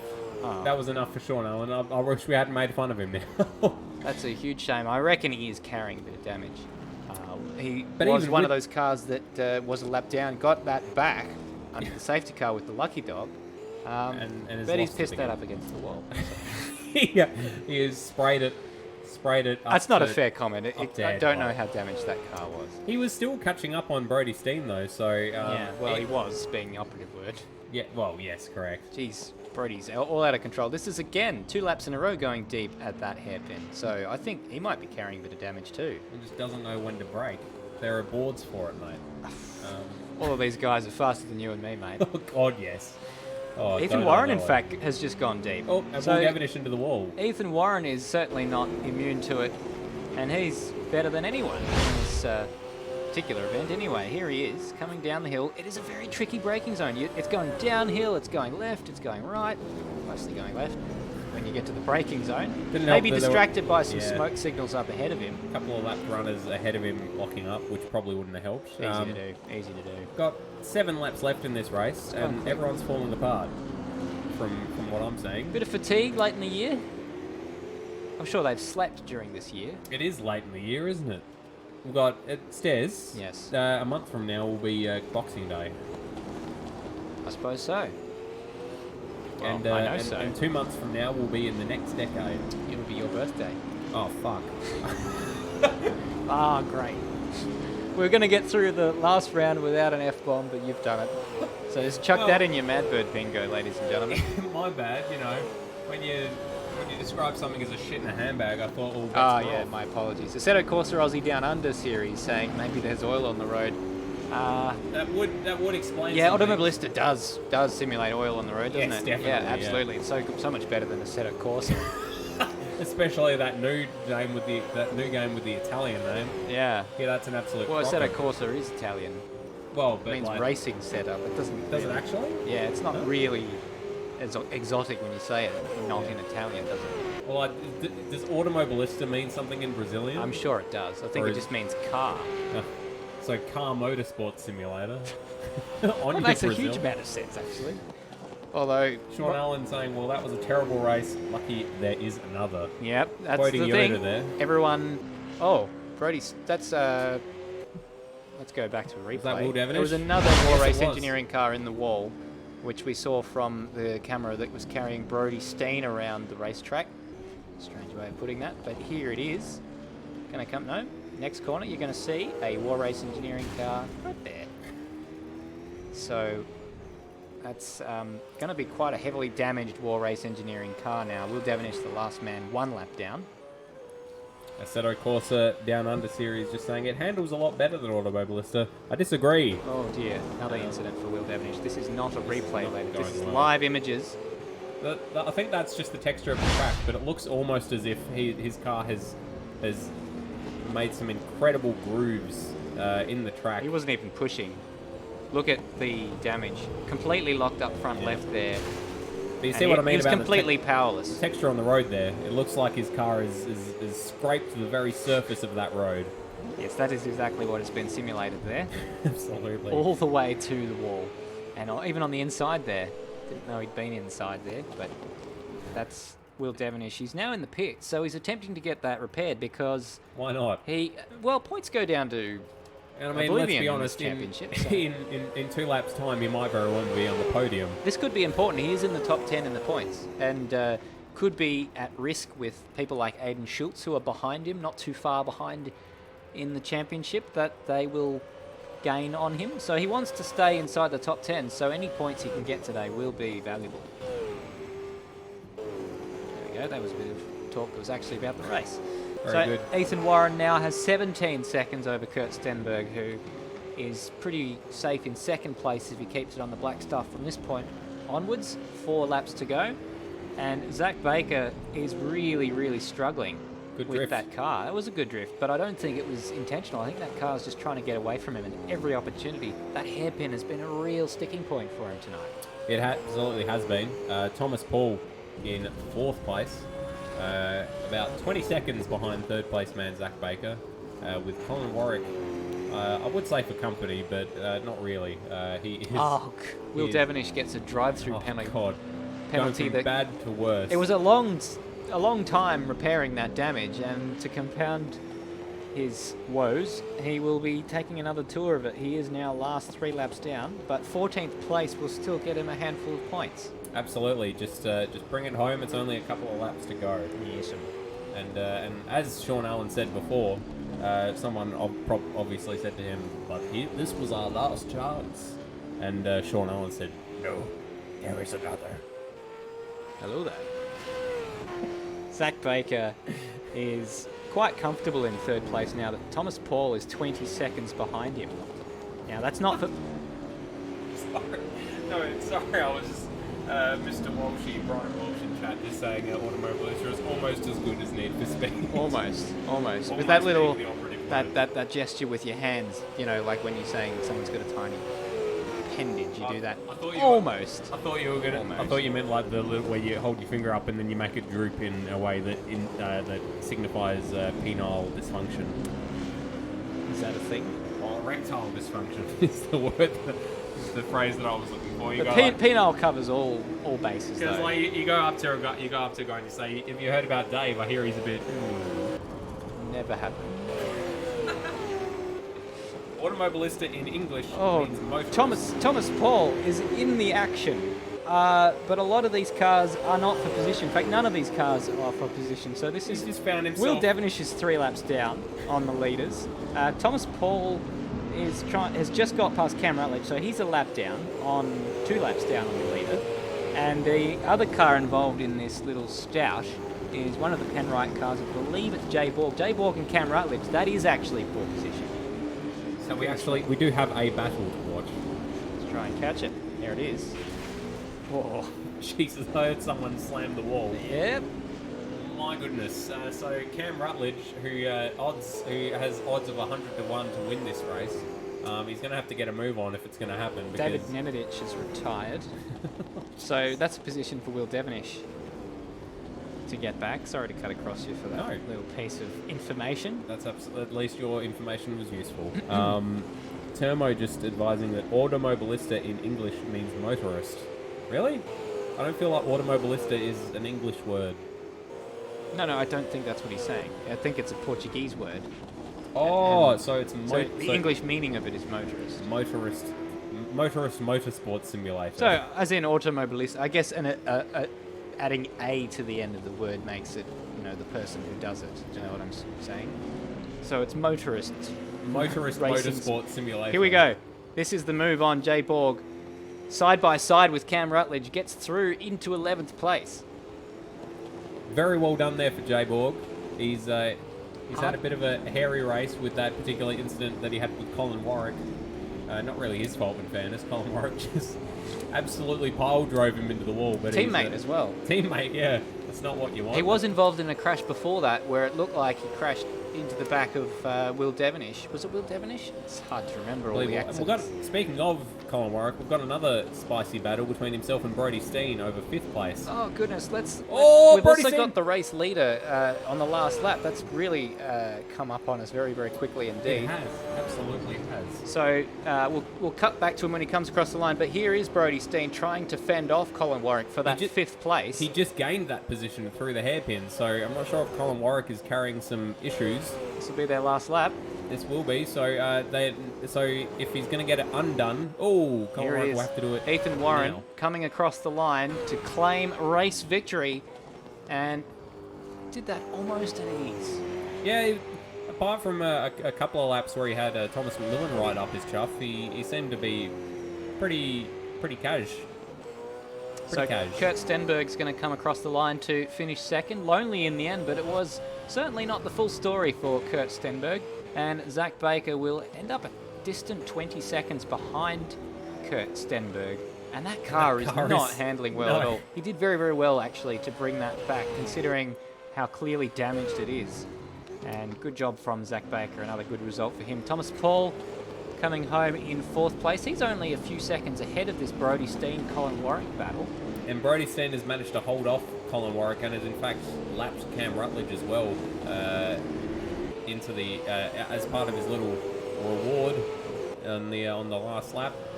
So Colin Warwick's going to come home in 6th, Brody Steen in 5th. So decent finish for one of the Race on Oz cars. Let's not speak about the other one. And that's all she wrote. RSM Latino in the wall, but I believe he's already crossed the line. At least I hope so. Laps down for RSM. In fact, no, RSM Latino crossed the line a minute 55 behind Everyone else, Ozrob is 10th, Jay Borg 11th, Cam Rutledge is 12th. Will Devonish ended up only 2 laps down according to our live timing. Did he get a lap back? Not too bad, really. David Nenadich, Sean Allen, Jake Maloney, Mark Pickett and Thomas McMillan, our retirements for race 1. That's all she wrote for race 1. But there's another one to come, isn't there, Stairs? There very much is. We're going to take a short break, and on the other side, we'll bring you qualifying for race 2. Fantastic. Our live coverage of the Automobilista Supercars Championship will be back shortly. For more information about the Automobilista Supercars Championship, including race results and official championship points, don't forget to visit the Automobilista Supercars Facebook and Instagram pages for all the latest news and results. To enhance your watching experience, you can follow all of the live timing for each race at rsmclanau.liveraces.com. Welcome to the previous round recap brought to you by Apex Rear Wing. With the grid being decided by a hectic 5-lap race for the grid, it was Kurt Stenberg who took advantage, starting on row 2 and getting by both front row starters Thomas McMillan and Sean Allen before passing Brodie Steen for first on lap 3. Kurt would drive off into the distance to claim pole position as a titanic scrap over second place on the grid took place behind him. Thomas McMillan, with an audacious move around the outside of 6, made it Stenberg and McMillan on the front row for the 3rd race in a row. Off the line, it was Thomas McMillan away from the line best, sweeping in front of Kurt Stenberg at turn 5 to take the lead. Stenberg's efforts to put McMillan under pressure for the lead came undone early with a big spin over the top of turn 6, finding the wall hard and rejoining in 4th place behind Job Stewart. Stenberg and Stewart would swap places for 3rd a number of times, their battling allowing McMillan and Allen a fair bit of breathing space out front in 1st and 2nd, as Brodie Steen, Colin Warwick and Jake Maloney all closed in on the battle for 3rd. The first to blink on the first round of pit stops was Brodie Steen, electing to try and effect the undercut on fresh tyres. Turn 4 turned out to be Maloney's white whale. After spinning there in the race for the grid, he lost traction there again on lap 22 after climbing to 4th from his starting position of 12th. The bulk of the field reacted to Brodie Steen's early pit stop on the next lap, with Stenberg successfully covering off the undercut from Brodie. Job Stewart, however, would lose out to Stenberg, Steen and Warwick after an awkward tangle with Jake Maloney, where he spun Maloney around 90 degrees, which forced the TTR driver to reverse to get back into his pit box. A couple of laps later, Maloney would be back in the pit lane to retire, ending his chances for taking the championship. On lap 31, another major mistake from Kurt Stenberg down at turn 9 saw him cede 3rd and 4th place to Brodie Steen and Colin Warwick, and put him back under pressure from Job Stewart. Colin Warwick pulled the trigger on a pass down the inside of 6 on Brodie Steen, which brought Stenberg and Stewart back into the fight for 3rd, but Stenberg would drop back on the next lap after another off-track excursion, spinning on the exit of turn 1. Having seen Stenberg spin in front of him, Stewart continued his recovery after his pit stop mishap by passing Brodie Steen for 4th place on lap 40. Steen chose this moment to get out of the battle for another early pit stop. The early pit stop was successful in getting Steen ahead of Stewart again, but a charging Will Devonish was having a fantastic race and managed to jump ahead of Stewart and put Brodie Steen under pressure. Colin Warwick, meanwhile, was able to run a little longer and just managed to hang on to 3rd, but he had his hands full on cold tyres keeping everyone behind. Will Devonish was crawling all over the back of Brodie Steen, but it all came undone in a hectic series of events. Will tried his luck around the outside of 6. Stephen Birchall, 1 lap down, had a big moment ahead of them as they approached turn 9 side by side. Then Will got spun around by Job Stewart, ending Will's charge for the time being. Brodie Steen, meanwhile, used Birchall's incident to close on Warwick and was able to get past for 3rd in a remarkable stroke of good fortune for the Race on Oz driver. Once the final round of pit stops shook out, Job Stewart managed to undercut Brodie Steen for net 4th place, and very quickly started putting Colin Warwick under pressure, and shortly after that, put him in the wall. Brodie Steen got caught up in the mess as well. This put Job on the podium, and Kurt moved up 2 spots to 4th. Further back, 2 of Stewart's victims, Colin Warwick and Will Devonish, had a cracking battle, with Will moving up to 5th place. With 5 laps remaining, Kurt Stenberg pulled the trigger on Job Stewart for the final spot on the podium. Meanwhile, Thomas McMillan made his only mistake of the race, spinning at turn 4 to allow Colin Warwick and Brodie Steen to unlap themselves. This complicated matters for these two, who were fighting over 6th and 7th place.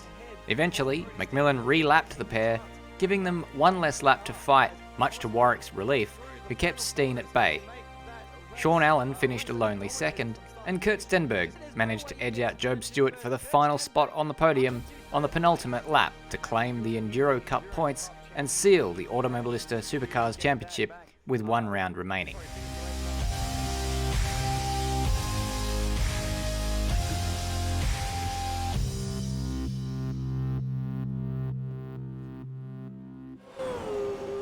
Welcome back to live pictures from the Automobilista Supercars Newcastle 250. This is round 15, the final round of the year, Madbird. It's starting to feel real that we won't be calling this championship for another few months. Absolutely. We've got a 47 lap race and a 10-minute qualifying session yet to go through, plus about 6 minutes left in this practice session, and that is going to be all she wrote for ASC 2019.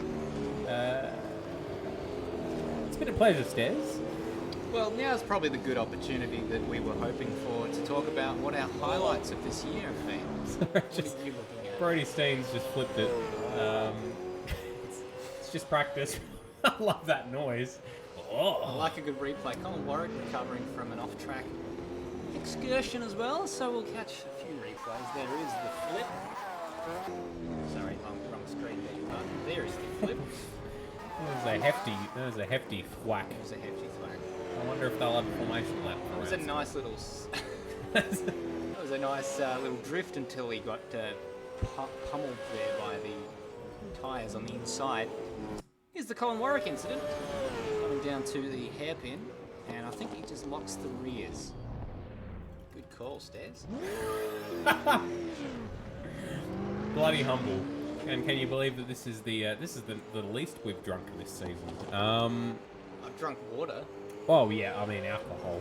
Yeah, I'm trying this, not drinking alcohol during the week thing. Oh, how's that going for you? Yeah? Yeah, fair enough. I mean, if I don't have alcohol... I wouldn't recommend it, but, doing it, If I don't... get a better night's sleep, if feel I a bit didn't- better in the morning. If I didn't have alcohol around the house, then I wouldn't drink it, but unfortunately I do. Or fortunately I do. That's the thing, you put a six-pack in the fridge, it's very tempting to finish it. Yeah, it's just like, well, I mean, it's there. Yeah. It's, I feel like a cold drink. You go there, it's like, yeah, sure, I could have some lemon lime bitters, or I could just have this beer. Yeah. Anyway, you were saying something. Oh, yeah, favourite moments of the year. We've had many highlights. Sorry, I'm getting used to the fact that my microphone is now not attached to my headset, which has fallen apart before my very eyes. And of course, when I was yelling a little bit during that broadcast, it did peak a few times. So apologies for your ears, especially headphone users. I'll try and avoid that with this. I'll try and lean back if I yell, but I have to remember to carry the microphone with me. Yeah, as if it was a microphone, like a handheld microphone, except it looks like a bottle.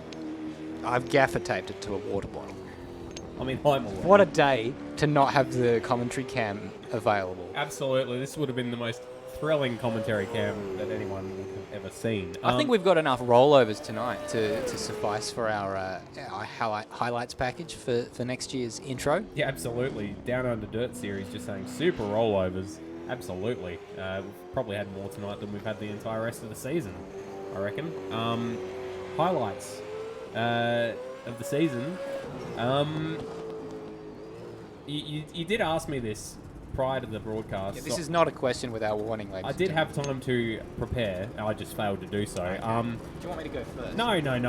The Bathurst 1000, that entire broadcast, I think, not specifically the racing, although the racing was also excellent, but just the... In doubt to the last stint. And the production, like our stints in the commentary box, it was hard to come down from that high to a regular round, if that makes sense. But it was bloody thrilling, and of course the last lap of Winton, where I got my $10, but yeah, that's still to get my $10. Lewis Kugeley, I'm coming for you. I wonder if he'll be going to the Bathurst 12 hour next year. Potentially, yeah. Where we're going, Apex Rear Wing faithful will be there. Absolutely. And if there are any ASC drivers there, it would be Let us know. good to catch up.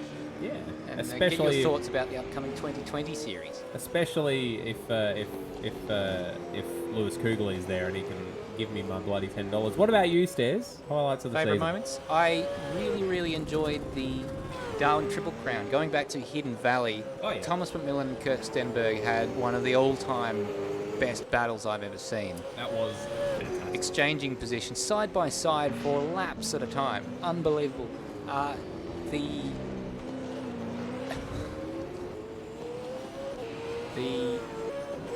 The result at the end really wouldn't have told the story, because Thomas McMillan unfortunately spun out of that position and ended up retiring from that race. Yes, it was a race that I was commentating after all. Yes, so that it didn't end too well for Thomas McMillan, but I think he and Kurt Stenberg both said after the race it was one of the best battles either of them had been involved in, and I heartily agree with that. It was one of my favourite moments. I'm sure one or two clips of that battle will find their way into next year's highlights, but if you were involved in any battles that made the broadcast, do let us know. Even ones that didn't, if you've got vision of it, we'd love to see if you were involved in a battle, because no doubt there is a portion of the race that we see, but there is a huge portion of the race that we don't see, and all the battles further down the field that unfortunately we just can't give the full attention they deserve sometimes.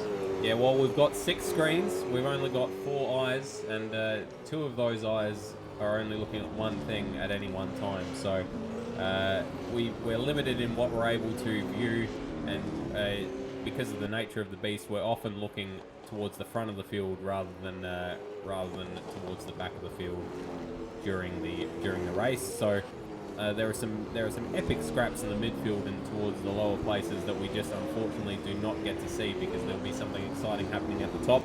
But nevertheless, we would be delighted to hear about them. A couple of new faces in the server. We've got Brian Borg, In a very plain-looking vehicle. and we've also got... Oh, hang on. Wonder if Brian's We'll related emerge to from that Jay. wall. We've got Rhodey, but he's unfortunately just collided with the wall, so we can't see him. There he is. So the 2 cars that we've just drawn attention to are not... in the accidents. They've been in the wars a little bit, but nonetheless, here is Rhodey. That's it, racing. I'm sure. My goodness, that was a hefty accident. But no doubt they've used this 10-minute practice session to try and familiarise themselves with what I would like to call the Monaco of northern New South Wales. How many times have you called it that? Just then. That's why I said I'd like to call it that. You would like to in the future? Yeah. Rhodey, Benjamin Rhodes, also known as Rhodey, was involved in the Super 2 race prior to this. Came 6th, I believe. So, yeah. So, I'm not sure. I've not seen Brian Borg before, but I imagine he is also a Super 2 runner. And Rhodey also is the only man to have the distinction of having both commentated on and raced in this series, after presuming he does then take part in race 2 tonight. He Absolutely. commentated in the first round and raced in the in the last round. So that's an unusual little tidbit. I can't remember what the reason was that I was unavailable for round 1. Oh, what the hell is going on here?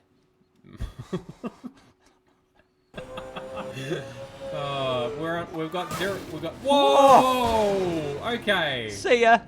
That He's is in the boonies. That is not in the fence. That is over the fence. So. Over and out. Oh, that was qualifying.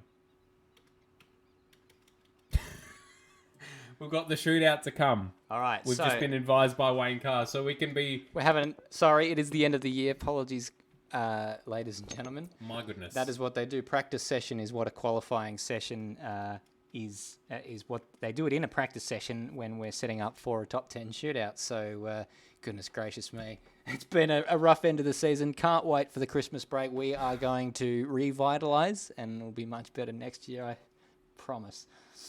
No, it's good.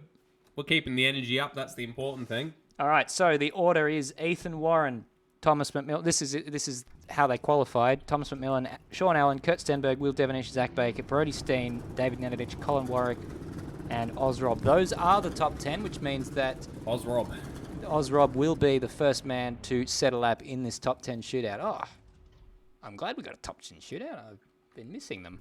Absolutely. If I So can find the right car, we'll get on board with him as he goes on his outlap.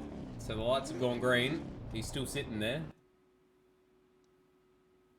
Wants to give himself some time. Oh, the clock hasn't started counting down yet. So, Yeah, so he will wait. They will be Good telling man. him in chat when it is okay for him to go. and should be going right about now. You're guessing, mate. Well, the clock just started counting down, so there he goes. Excellent. I was correct just in the future. So a hush falls now over this Newcastle circuit as Only one engine. we have just the one engine. It's quite an unusual sound.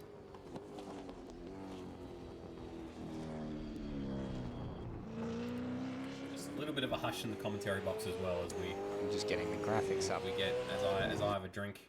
I'll have to apologise if I sound a little bit croaky or have to Apologies, but one of my screens has cough a tiny bit frozen again. So because I was in the wars somewhat while I was on holiday. yes, well, police action. What do they call what's going over there in Hong Kong right now? They call it a serious situation. And that it is. Specifically, a serious traffic situation is the term that they're using mostly. Lots of opinions on it. It's an awkward situation for sure. Not sure whose side I'm on. Not sure if it's really appropriate for me to have a side. Really. Well, we can go for freedom, I suppose. Yeah, but you know, there's ways of protesting for freedom that aren't just making yourself a nuisance to the innocent people that are trying to go about their daily lives. But regardless, Ozrob has begun his lap. Let's not get into the politics of Chinese-Hong Kong relations. Ozrob has started his laps. Look pretty good so far. Yeah, looking smooth. He's climbed that curb a little bit, but has managed to not flip himself over, which is, of course, something to be greatly desired as he's continuing on. We've got Colin Warwick warming his tyres on his outlap. So, Ozrob, I believe this is his first top 10 shootout of the year. Will Devenish has been in a few, so good that Ozrob gets a turn. Yeah, Ozrob is the Will Devenish is the sort of the A driver, I suppose, for the team. He always seems to be the higher placed of the two. But Ozrob is never too far behind. He's usually there or thereabouts, sort of on the fringes of the top 10. He's set a time that is a 1:08.362, so not too shabby. Not too shabby. And Colin Warwick will want to have it as his first objective will be to beat that time and hopefully beat it by quite a lot. So, Colin Warwick is a little bit further behind. Just got a couple of corners left before he starts this lap. Not a bad start from Ozrob, I thought.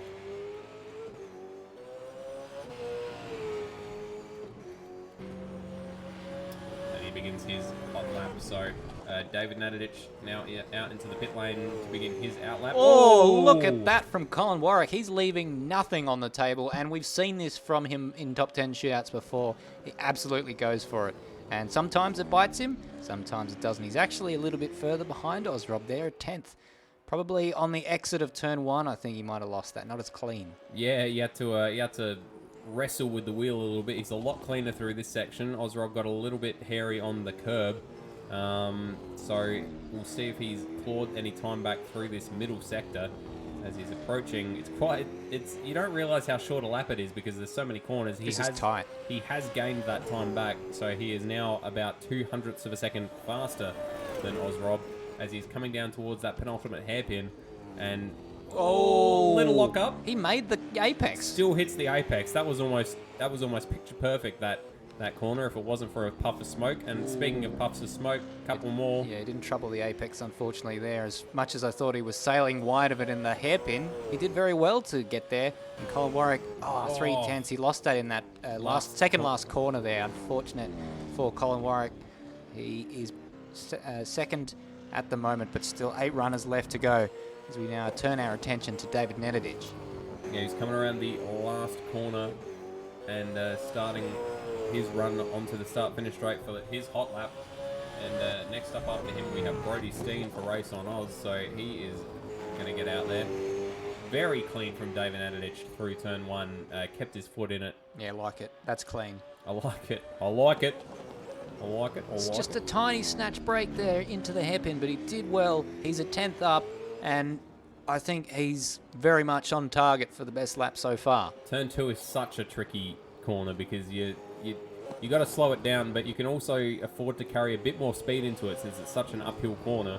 Your car will naturally slow down a little bit anyway, so it's sort of a balancing act of you want to slow down a little bit less than usual, but still not enough less that you're going to go into the wall. When David Nenadich has lost the time through the middle sector, and that's to Ozrob.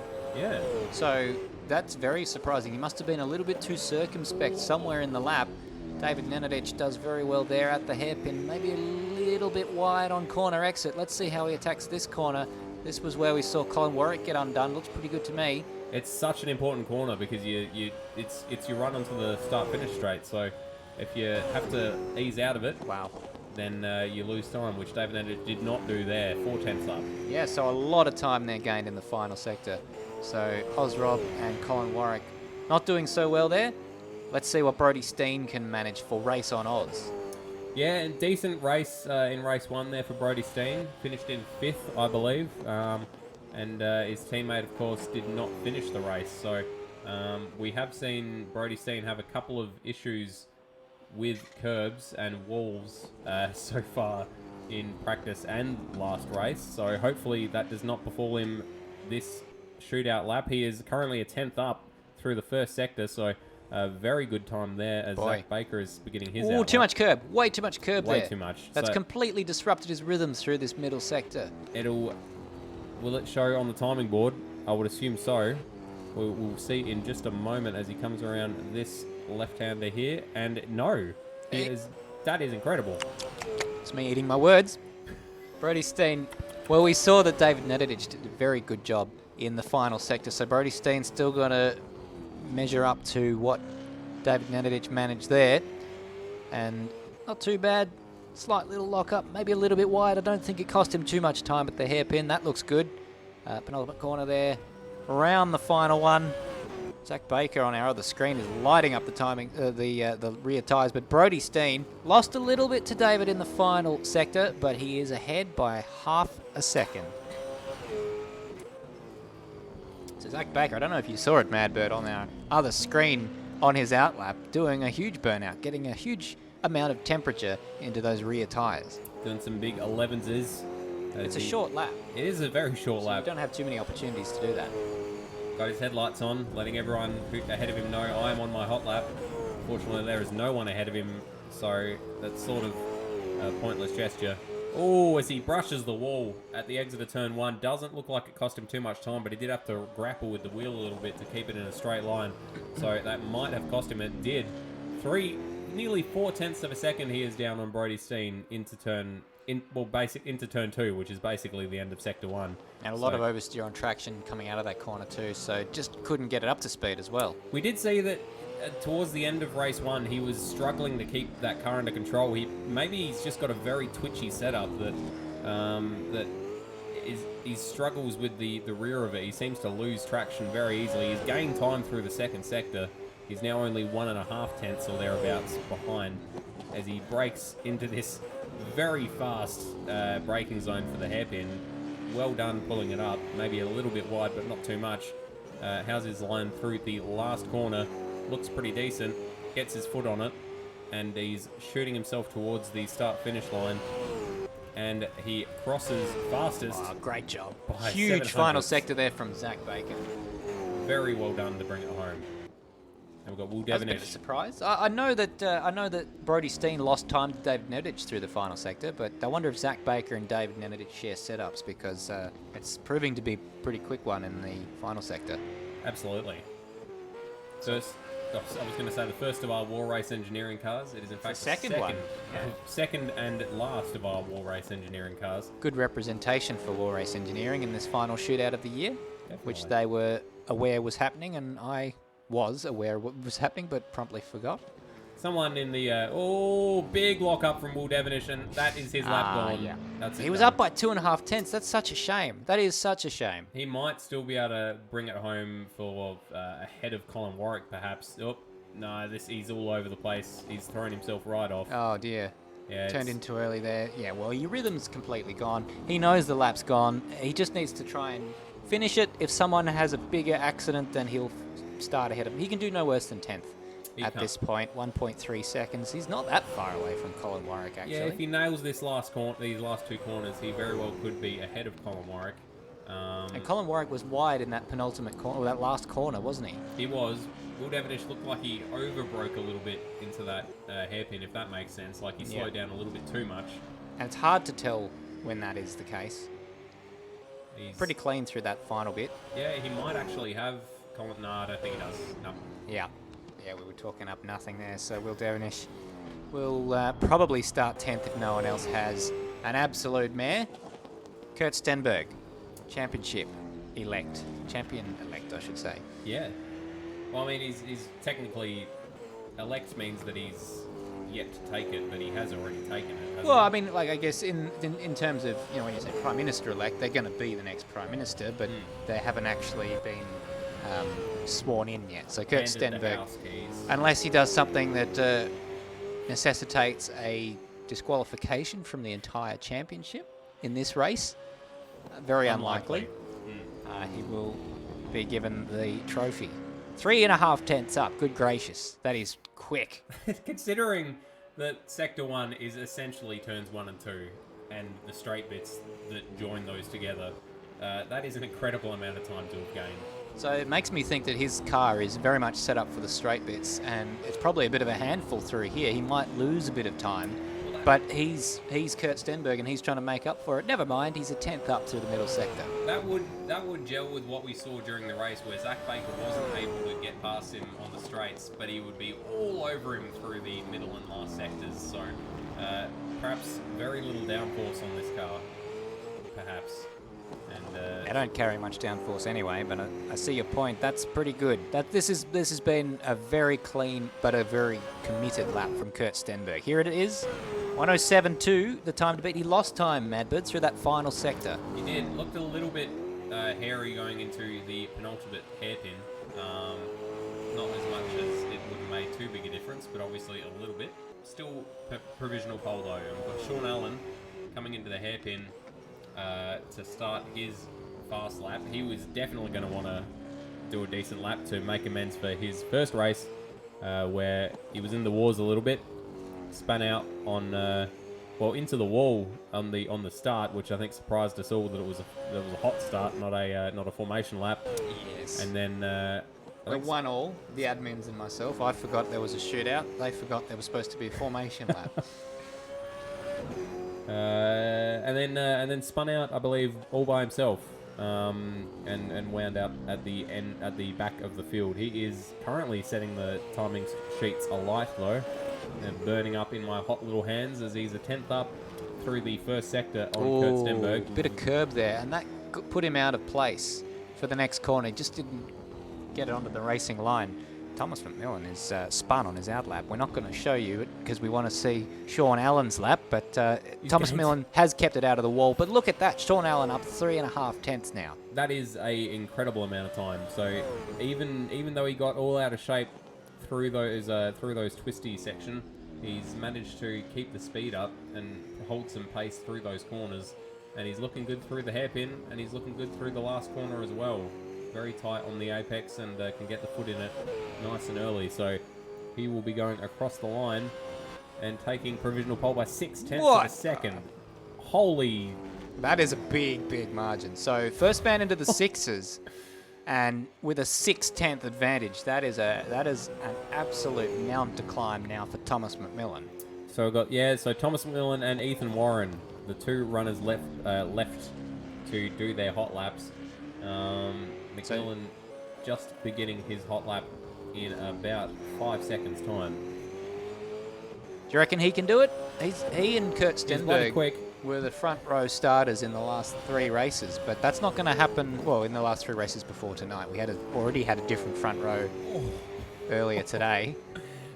Blisteringly quick from Thomas McMillan through turn 1, so I reckon he can do it. He's going to have to be very committed and careful, which he has not been so far. He's 1.5 tenths, or 1.5 tenths is an easier way of saying that, down through sector 1, and but he has managed to hold his racing line a bit better through this middle sector stairs.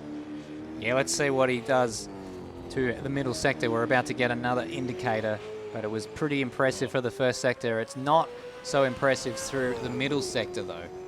I think this is sort of a false reading, because that lap from Sean Allen was absolutely ridiculous. It was pretty good. It was pretty good. As it is, if his time is still only 3 tenths down on Sean Allen, he will be good enough for ahead of Kurt Stenberg, which I imagine he'll be happy with. The question is, can Ethan Warren pull that sort of lap time out just willy-nilly? Will he be able to take pole position, or has Sean Allen pulled out an absolute belter? Well, Thomas McMillan was pretty close to the time that Sean Allen did in the final sector. It's just that middle sector where he lost all the time to Sean Allen. But Ethan Warren, if anyone can grab pole position from Sean Allen with a 106 under pressure, it's Ethan Warren. So here he comes through the first corner. Absolutely nothing on the inside. A little bit of margin on the outside, it has to be said. How much speed did he carry through? Straight lines it all the way down to the second corner, and he is up by pretty much 1/10 of a second. I wonder if he was just a little bit too circumspect into that hairpin. This is the middle sector. This is the truth sector. This is where Sean Allen was so strong. Yeah, and Sean Allen was strong through it, but he was also sort of off the racing line, so he's managed to extend his advantage very slightly through there. Doubled it. About a 1/10 of a second, so if he gets these last 2 corners bang on, then he is going to be sitting pretty in pole position for the second race in a row tonight. And he's looking good through the hairpin, looking good through the last corner. So I can't imagine that this will be saying anything in about 2 seconds other than Ethan Warren has pole position. Got it. 4/10 of a second. Look at that. He straight lined straight to the inside that racetrack and was absolutely perfect. That was a precision lap from Ethan Warren. Absolutely could not find a fault in that whatsoever. Beautifully done from Ethan Warren, and must be said, beautifully done from Sean Allen. That was a belter lap from himself, and only 4/10 slower than what Ethan Warren was able to pull out. 4/10 of a second, for those interested, is about the difference in time between me saying this and this. Thank you for that. Same front row we had in race 1. So that's a bit interesting as that goes. In fact, it's the same second row, same top 3. No, Jake Maloney was in 4th place. It doesn't look like Jake Maloney has graced us with his presence for this second. No, we've got a much reduced grid. 15 cars. Well, we did have the 2 additions, but we have had Jake Maloney depart. So Happy New Year to Jake Maloney, and Merry Christmas and all those sorts of things in the various orders that those holidays occur. And Happy Australia Day. Exactly. It's a long way off. Only 2 months away, as you unfortunately reminded me. Birthdays. They come and they come and they come. They never go. So 3-minute warm-up now before the final race of the year. My goodness gracious me. How many races has it been? I didn't count them out. 15 rounds. Most of those with 2 races. Yeah, apart from the Enduros and I reckon it's about 28 races. Yeah, it'd be about that. Something like that. I reckon 28.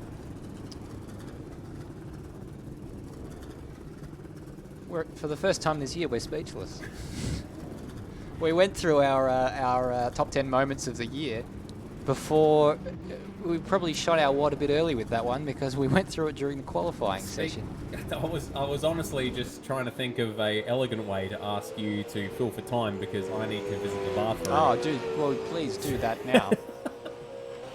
So I will do that. I will be back with you All to right. continue talking rubbish. This is a seamless cloth, this broadcast. So I suppose while my colleague departs my right-hand side to relieve himself of his bladderly requirements, I'd like to thank you, the audience, for watching all year, and we're very much looking forward to producing a bigger and better, maybe a slightly more professional show next year than what we've done this year, but still with a bit of fun. And if you've got any suggestions for what you'd like to see next year, please do comment in the live chat.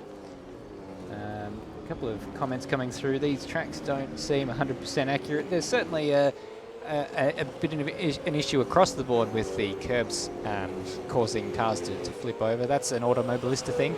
But we have to say a huge thank you to Kurt Stenberg and Chris Carr for converting this racetrack for Automobilista. Although they may not be 100% accurate, it is an absolutely stellar job they've done, and it looks pretty good from my point of view. And fantastic that we've been able to produce a season of supercars with every single racetrack on the board. So from Townsville to the Bend and now Newcastle, having these circuits, even these new ones, to be able to race on them is absolutely fantastic. Just trying to see if we've got any more. If we've got any more comments. Matt Dunlop, who is my Apex Rear Wing co-chair, On you, Matty. is watching along. G'day, Matty. Doing a lot of great work with the Victorian State Series as well, and the Porsches, saying AMSO's fundraiser to get the place laser scanned. Oh yeah, that'd be good. Yeah, that'd be pretty good. Maybe we could have a fundraiser for the broadcast too. If you do happen to feel like supporting us, that we do have a Patreon, and you can find that by looking up Apex Rear Wing on Patreon. Just a seamless little plug for ourselves. Lachlan Nichols Racing just saying, fair enough, the track just makes these guys look really talented and fast. I don't think they need any help from the track looking talented and fast. These guys are bloody quick. Yeah, they may not admit it, but they are talented. A lot of them put a lot of hours into this, but it is nonetheless a hobby that they love, and so why wouldn't they? Thomas McMillan in particular, many hundreds of practice laps when he chooses to practice, I'm led to believe. Surfers Paradise a couple of rounds ago, where he was guttingly DNF from it with a internet issue. I believe the statistic was 1,500 laps or something ridiculous. So That's huge. That's more time than most people put into their actual jobs. Or like serious committed time anyway. So A few comments coming through here. We've got SDS Racing saying great job with the broadcast. Thank you very much. Jared Philsell responding, I believe, to our reports about the hours and hours, the thousands of hours and laps of practice that go into sim racing. And Jared Philsell was involved in the E Series lately. Did a great job in that one. So congratulations on that one, Jared. Hope to see you in few more Automobilista races in future. We may dream on, but thanks for watching. And Kai Jones says, absolutely enjoyed watching this series this year. Can't wait for next year. You and me both. And Down Under Dirt Series, do you broadcast any other sims like Assetto Corsa? I am just one man. Madbird and I, between us, are only two men. So it is quite an undertaking with all the Apex Rear Wing stuff we do to do all of those races and these races. As much as we would love to broadcast Assetto Corsa, we've kind of had to put our eggs in one basket with this one. Absolutely, and we sort of have a bit of history with Automobilista and the V8s. We used to do the Automobilista Australia V8s Championship, so it was a bit of an easy yes to say to contribute to Automobilista Supercars Championship.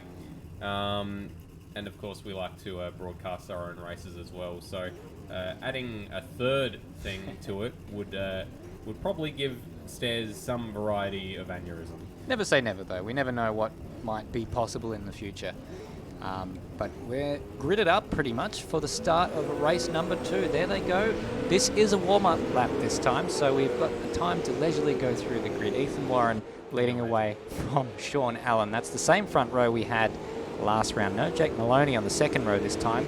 It's Thomas McMillan and Kurt Stenberg occupying 3rd and 4th places. Zach Baker in 5th place, ahead of Brody Steen. That's a race on Oz. And then we've got Zach Baker's teammate David Neff there in what is a race on Oz.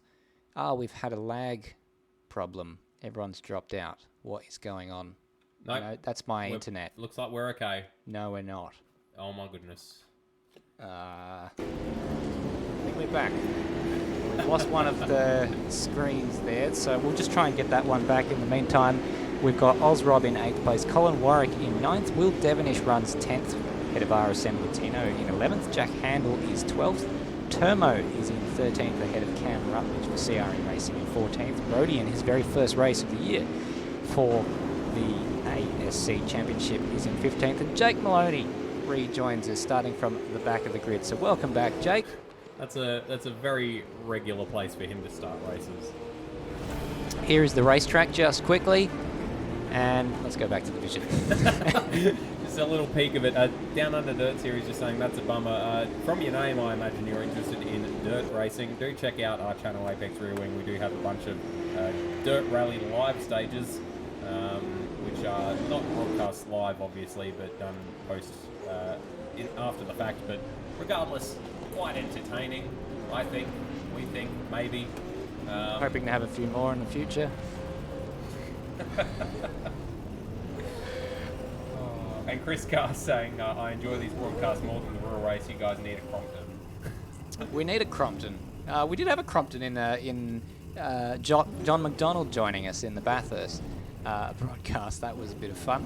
But now we're about to get started for the final race of the year. Ethan Warren on the right, and next to him, it's Sean Allen for Race on Oz. I reckon Sean Allen isn't lined up properly. No. It's very far behind in his. No, box. look at there's a Will Devon. I think it's Oz Rob or Will. No, it's someone in the red car behind is not quite lined up. 45-degree angle for Will Devenish, but we're underway. Thomas McMillan got a pretty good start. He goes side by side with Kurt Stenberg, but look at Sean Allen. He goes through into the lead ahead of Ethan Warren, and there's a bit of contact in the wall there for Kurt Stenberg, I should say, not Ethan Warren. But now Ethan Warren, right up behind Race on Oz, has a little bit of a look, but gives up on that one pretty wisely indeed.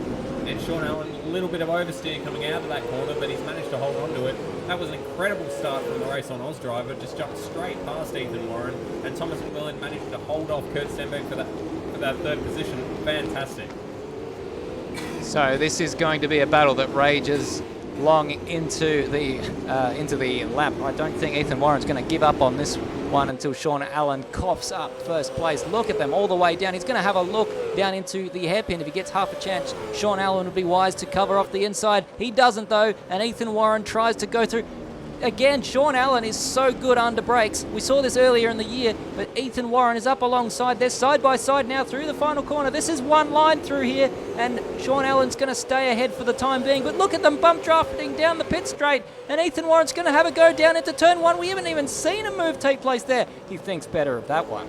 Yeah, I think wisely, very much wisely. Sean Allen got very deep into the last corner, it took a very acute line through it, so he didn't have the pace. Here he He's up goes. alongside into turn two, and he's got the job done, but can Sean Allen go back up around the inside or the outside? No, he can't. Ethan Warren was wise to that, and he cut off that route that Sean Allen was trying to take to switch back, and Ethan Warren, very, very wise driving there, hangs on to the lead with a great move, and Thomas McMillan now closing in for second place behind them in third. Yeah, and he's gone for it. Wow! He's done it on time. That was an opportunistic move, and I don't think that was ever going to happen. That was always going to be a closing wedge that he was forcing himself into. I mean, good on him for trying, I guess. No one's come off particularly badly from it. But He's going to try again. Going into the hairpin, and he's managed to... He wasn't getting stopped. Oh, That now was that he's getting a little bit silly now, I think, is Thomas McMillan. That was... He's got him now. He's hung him out to dry. They're through the final corner, and Kurt Stenberg is going to get a great drag down the pit straight. We know how much straight line speed he has, and I think he might actually back out of this. Sean Allen trying to drive around the outside. There's a mirror gone somewhere in that little fracasse,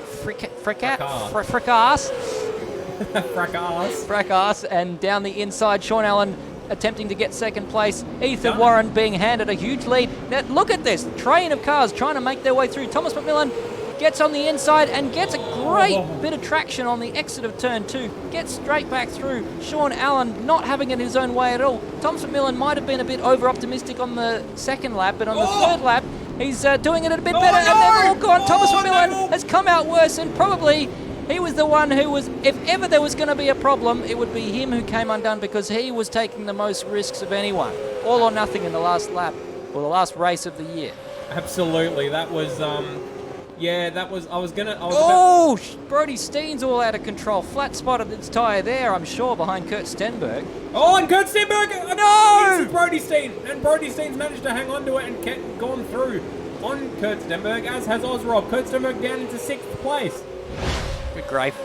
I'm losing my voice. So if I wasn't already. All right, well, let's have a look at replay. That was the big lock-up there for Brody Steen, and frightened Kurt Stenberg a little bit, so much he went wide, and then had the oversteer, which caused him... No, what's happened here? What has happened? Kurt Stenberg, I think, has had an accident with someone, and he's waited. I think it was Will Devonish. Yeah, he gave him a nudge. He spun Ozrob. No, that wasn't... Will Devonish. No, the 555 is Ozrob. 15 is Will Devonish. So Will Devonish was just going past as well, and he gained 2 positions out of that, but Will Devonish has got damaged as well. So I don't know why that is. Stairs, we're on lap 4, mate. My goodness, this is more action-packed than the last race already. So this is Will Devonish limping around the racetrack. I think that he already had damage when he went past Ozrob and Kurt Stenberg, but he's gone off at the hairpin after that, and the car's damaged. So we've also missed out of the race. We've also missed Sean Allen somewhere in all of this. Sean Allen has dropped down to 14th place. So he's had an accident somewhere. And Ethan Warren is set the fastest lap of the race, unsurprisingly. He is 3.5 seconds ahead of... No, wait, Sean Allen is still in second. Sorry. It's a timing glitch. I was trying to find it. So Sorry for looking at the garage for a few minutes while I looked at that, but I couldn't see what position I was looking at. No, that's my bad for panicking us all. Sean Allen is still in second place. Zach Baker in third place, hunting him down. And currently, Kurt Stenberg, who was running in second, down into 8th place behind David Nananich. His teammate, Jake Maloney, starting from the back of the grid, up into 6th place, up 10 positions from his start. Now, Zach Baker, what is going on? Sean Allen it's a timing thing that seems to only be affecting him. So he is still second, but that car behind him is Zach Baker. That's Zach Baker's actually in third. So the live timing is wrong, says he's in second. But there's actually quite a close battle going on there between those two. So when he comes across the line, it should resolve itself. But that may only be a temporary thing until, for some reason, as soon as he gets to the middle part of the sector, it's giving him forgets. It's giving him a blue flag towards the end of the lap. So it's a worry, because if he gets blue flags for a few corners and doesn't give the position, then Automobilista can actually give him a penalty for that. Doesn't necessarily always happen. He stayed on our timing screens in second place this time. And his teammate Brody Steen in 4th place, doing quite well to keep himself out of trouble. And look at this though. This is Jake Maloney and Colin Warwick. Yeah, Colin Warwick, after his last race, he's probably a little bit reticent about giving any positions away. So he's going to probably defend this with all he has. And Jake Maloney, pace into the braking zone, somehow doesn't make contact with Colin Warwick. I'm surprised he got that pulled up in time. And Colin Warwick continues the fight onto the next lap. Jake Maloney, who started 16th this race. The big shame about this championship is that so much happens on opening laps that we haven't caught most of Jake Maloney's drives through the field. He usually gets the first 10 spots in the first 5 laps. He is an absolute freak in the best possible way. Thomas McMillan, who lost a lot of positions on that second lap, is up into 9th place. And Jake Maloney is up into 5th place there with a little bit of a tap on the rear from Colin Warwick just to let him know that probably Jake Maloney was a bit, maybe a little bit rude there. Didn't look too bad from my point of view. Didn't look too bad. I did look back at the screen halfway through after taking a sip of water. And fair enough. Thomas Miller has made that position up on Kurt Stenberg. So he is now in 7th place as they work their way back up through the field after their separate but both catastrophic issues for the first couple David of laps. Nenadic had a bit of a rough start as well. He's down from memory a few spots from where he started. Yeah, so the front runners of our race are currently Ethan Warren in his starting position, Sean Allen in his starting position, Zach Baker up 2 positions, Brody Steen up 2 positions, Jake Maloney up 11 positions, Colin Warwick up 3 positions, and from there it's all downhill. We've got Thomas McMillan down 4, Kurt Stenberg down 4, David Nanadich down 2, Osrob down 2, and Turmo, Cam Rutledge and Rhodey have all gained a position over Will Devonish, who's crashed. And breathe.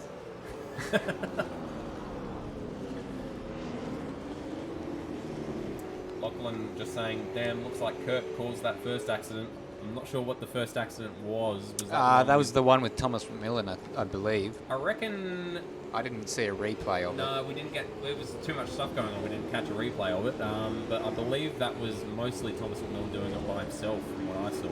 He looked like he was already spinning and someone maybe gave him a nudge and helped him around, but he was already going around. Could be half a dozen of one and Sean 6 Allen's of in the the other. lead. Colin Warwick has a bit of a spin. Is he actually in the lead, or Yes. is Ethan No, Warren? he is actually in the lead. Ethan Warren is behind him on track. So, look, maybe Ethan Warren hasn't lost too much time, but maybe had a little spin or something. Yeah, we'll like try that, and so catch a replay of that. But See if we can here replay is the here is the second place man now. Ethan Warren is only just behind Sean Allen by 0.8 of a second. Sean Allen is showing he has some decent pace. He obviously set a blistering time in qualifying, and he made the position on Ethan Warren at the race start. All right, here's what happened to Ethan Warren. So this is the replay, and it was actually a wise bit of driving. He realized he wasn't going to make the corner and took the escape road. Little flick spin, no damage whatsoever, and play on for Ethan Warren. And Zach Baker turns the headlights on as Ethan Warren pulled out directly onto the racing line ahead of him. Yeah, So he did not appreciate that. no, and fair enough. Probably a little bit of animosity between Zach Baker and Ethan Warren after Ethan Warren's driving at Bathurst. Incredibly defensive is one word for it. So Osrob You're not holding a grudge, of course. Osrob coming out of the pits. That looked like an early stop for him, potentially for some damage. Sean Allen about 0.4 of a second. Ethan Warren just gains so much time under brakes. He closed right up on him into that turn 2 braking zone.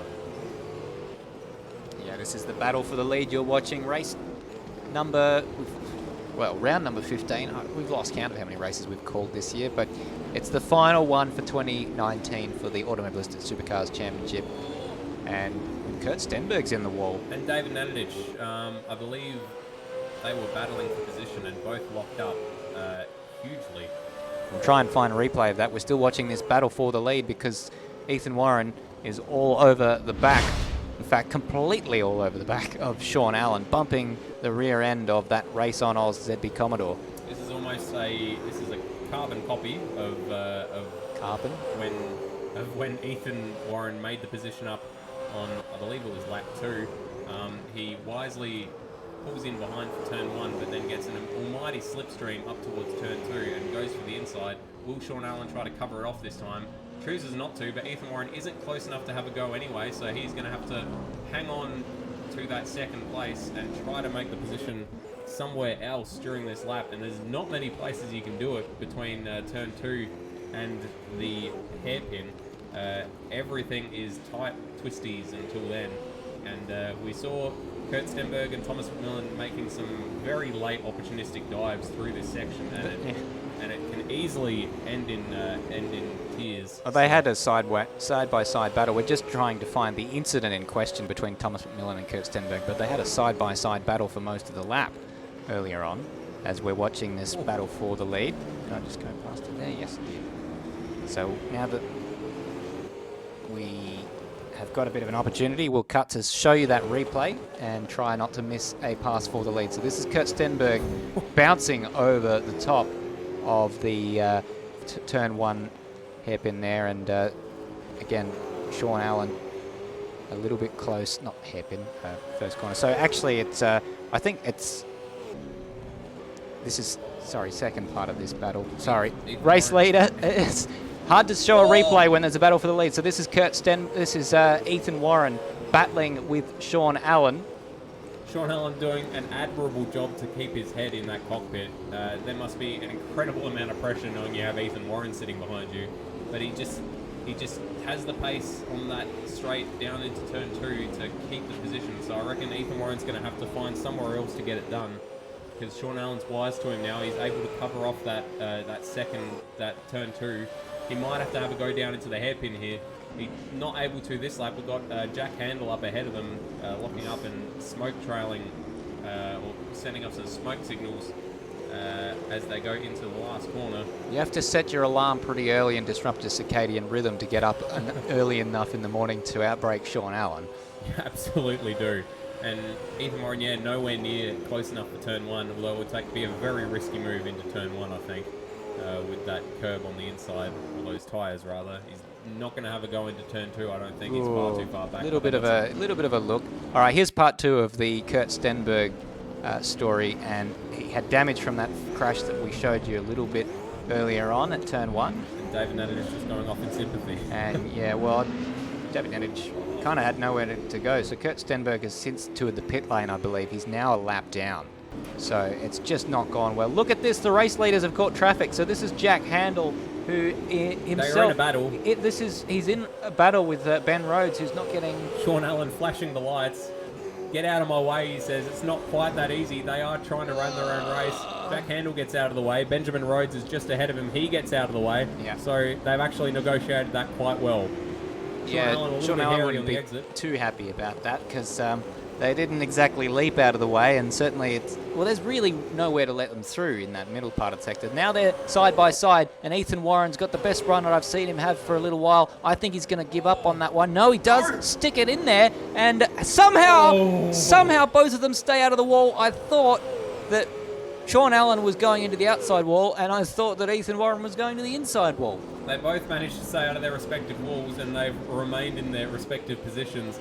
Sean Allen doing an absolute job of defending this position, and Ethan Warren getting a little bit frustrated. I think he's probably not used to following someone.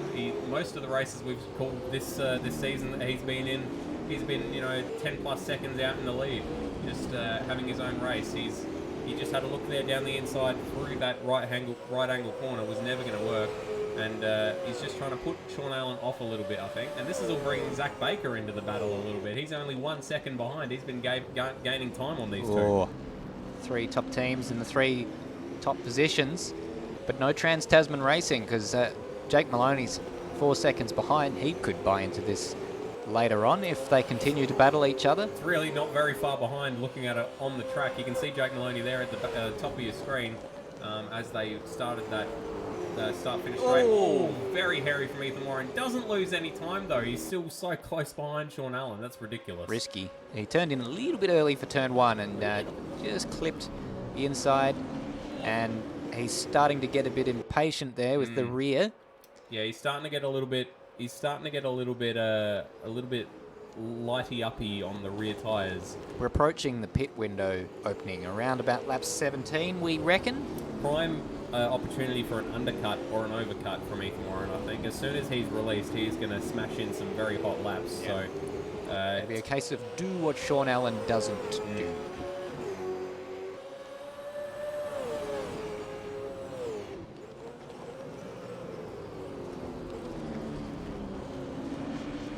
Biggest silence we've had in an Automobilista Supercars commentary. I think I needed it. Yeah, just a little bit of a breath to prepare ourselves for Take 2. Here we go. The lap to come. No one has managed to get that move done into turn 1. If anyone was going to manage it, it would have been Ethan, but he had an almighty crack at it a few laps ago and it didn't come off. And He's got a good run now. very nearly ended up in the wall. He does have a good run down to turn 2, and he's telegraphed his intention to go down the inside very, very early. No move to cover off that from the Race on Oz driver. He tries to switch back, but Ethan Warren has got the job done. That was it. Sean Allen just gave him the barest, tiniest little clip as he went to switch up underneath him. He didn't quite have the space to. I reckon he could have switched up and taken that position with some better traction, but unfortunately just caught the back of that Astral to C Sports car very, very slightly, and that was enough to check him up. So this would be the opportunity for Sean Allen to pit if he could make it to the end. I think he can. We're finishing lap 16. A little bit early, I think. So it'll be a little bit touch and go, but you've lost the position to the lead, and unless Ethan Warren has another error, which must be said, that's probably the biggest. That little excursion into the runoff zone is probably the biggest error we've seen from him in quite a long time. He's gone very defensive there. Obviously, I think Sean Allen is much closer than he was. He brushed the wall. Interestingly, Sean Allen did close up quite a bit under brakes there into turn 2, but Ethan Warren now will be thinking about setting a rhythm, starting to build that gap back up to what it was prior. Sean Allen didn't have the best race 1, so he's not building, Ethan Warren isn't building the gap as quickly as he did in race 1, because Sean Allen's main focus is Ethan Warren. It's not battling for second and third and fourth place, which we saw happening with some of the guys who were running in second in race 1. Cam Rutledge, we've had DNF. Not sure when that happened, but sorry to see him go. He definitely won't be picking up his 1 in 100 odds of winning this race. The bookies all sigh. Sean Allen's actually heave a sigh of relief there. Sean Allen's actually closed up this gap a little bit during this lap. He's not going Weird away as fast as Ethan will probably be expecting him to. Yeah, what is Ethan Warren playing at here? He's trying very hard at turn 1. You know, not leaving anything on the table at all. That was a very... He's brushed the paperwork off the table with such gay abandon that he's got splinters in his forearm from the top of that table. Absolutely. That is a sentence and a half. Very conservative into turn 2 from Sean Allen, and he's lost a lot of time. All right, what other battles do we have raging on? It's Jake Maloney catching up to Zach Baker for the final spot on the podium now. Within 3 seconds, Ethan Warren has had quite a circumspect couple of laps now. I think Sean Allen's timing issue has resurfaced because he is now showing in 5th place, but he hasn't had an error. We can still see him circulating behind Ethan Warren on our screen, so Jake Maloney is not in 3rd, he's in 4th place. Kurt Stenberg has possibly had a run through the pit lane. He's currently down in 14th place. What a time to have your worst race of the year. Well, I mean, I guess of all the times to have your worst race of the year, after you've sewn up the championship, Yeah, it's probably fair a enough. decent time. 2nd place in race 1, don't forget that, so that was a good one. We've got a bit of a yellow flag here happening for this battle for 3rd and 4th. Unfortunately, the camera doesn't show who it is that is off the track. So we can only speculate. Termo. I saw Termo. I think you're right, yeah. Yeah, Termo's in the wall. I found him on our other monitor. Stationary on the track map. He's in the fence. So someone in chat was shouting at me earlier. Yes. Speaking in the chat, Ryan Walsh was saying, He is inside the picket. Cam hasn't finished. Looks like you won't get money from me. You'll have to chase up Lewis Kugley. I'm trying to. If anyone You can make a bet with Walshy. If anyone has contact details for Lewis Kugley, tell him I want my $10. Just try Lewis at Kugly.com. Lewis at Kugley.com. Yeah, because this is a battle going on. Let's pay Jake attention. Maloney. Yes, because Lewis Kugly, race leader in the pits. So he now relinquishes the lead of the race to Sean Allen, naturally, because Sean Allen didn't pit. So Sean Allen, we will watch with bated breath to see when he comes in. Meanwhile, the battle for what is 3rd place, 2nd and 3rd place now with the race leader in the pit lane has gone in favour of Jake Maloney, who gets the move done on Zach Baker up the inside of turn 2 and good traction on the exit. Yeah, very well done. Zach Baker's still right on the back of him, though. He's got his headlights on. I'm not sure if he's perhaps a bit unhappy with Not that. supposed to have them on, actually. No, unless you're in the top 3 or lapping or flashing to let lap runners know that you're coming. Ethan Warren has exited pit lane. Here he is. So Sean Allen, currently provisionally in the lead, of course, hasn't had his pit stop yet. Oh, he's had a moment, actually, coming into the hairpin. Yeah, Got it all crossed up. Yeah, big lock up. Jake Maloney noticeably closer in that shot than before. Is Sean Allen going to respond to the pit stop? Has to. No. Nah, he's going longer, presumably. But Jake Maloney, sorry, no, not Jake Maloney. Someone else dived into the pits. It was someone a lap down, I believe. I think it's, is that Turmo? Wait to see. Got Chaos 7H30 Reed. It is Turmo. In the chat just saying, sorry boys, had a 2-hour street circuit race come up. Wanted to race this so bad. Well, this is a street circuit race, and it's, you know, about 2 hours probably all told. Why didn't you just do this one instead? Honestly. Just unbelievable. Thanks for watching along, though, Chaos Theory. Absolutely. And I believe the name is pronounced Chaos 7H30 Reed. This is Stephen Burko, Stephen Burko. who goes by the name of Chaos. 7H30 Reed. Yeah, you can keep pronouncing it that way. Mr. 7H30 Reed. Sean Allen, final sector. How much time did he lose to Jake Maloney on the last lap? Jake Maloney about 4/10 quicker through the middle sector. More importantly, what sort of lap time did Ethan Warren do on fresh tyres? That is a good one. Let's have a look at the times that he's been churning out. We haven't seen a huge rush into the pits. RSM Latino has come in, but not from the leaders. We haven't seen the big hitters responding to this early pit stop from Ethan Warren. 25.2 to the middle sector. So that's 4/10 faster than Maloney, 3/10 faster than Baker in the middle sector alone. So that is very much where those new tyres pay dividends. Absolutely. A lot more grip on them. That's all right. That's very much the case. So I think Ethan Warren might struggle a little bit for grip in the back end of this race. I think he's pulled the trigger a little bit too early. He's going to get some gains now, but certainly a late race safety car is going to put him in the shit heap. Absolutely. All our efforts to restrain the swearing have come undone. Well, I think the S word is a bit different to the F word. Is it? Yes. I think they're both considered fairly equal, aren't they? I've never thought that was the case. In the chat, do you believe the S word and the F word are roughly equivalent? Let us know.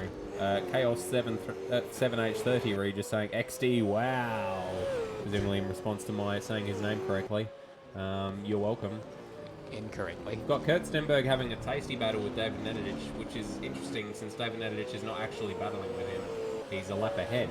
So right, we're not Kurt watching Stenberg that. on some fresh tyres, I think. We are trying to keep abreast of this pit strategy. Now there is a car off the racetrack.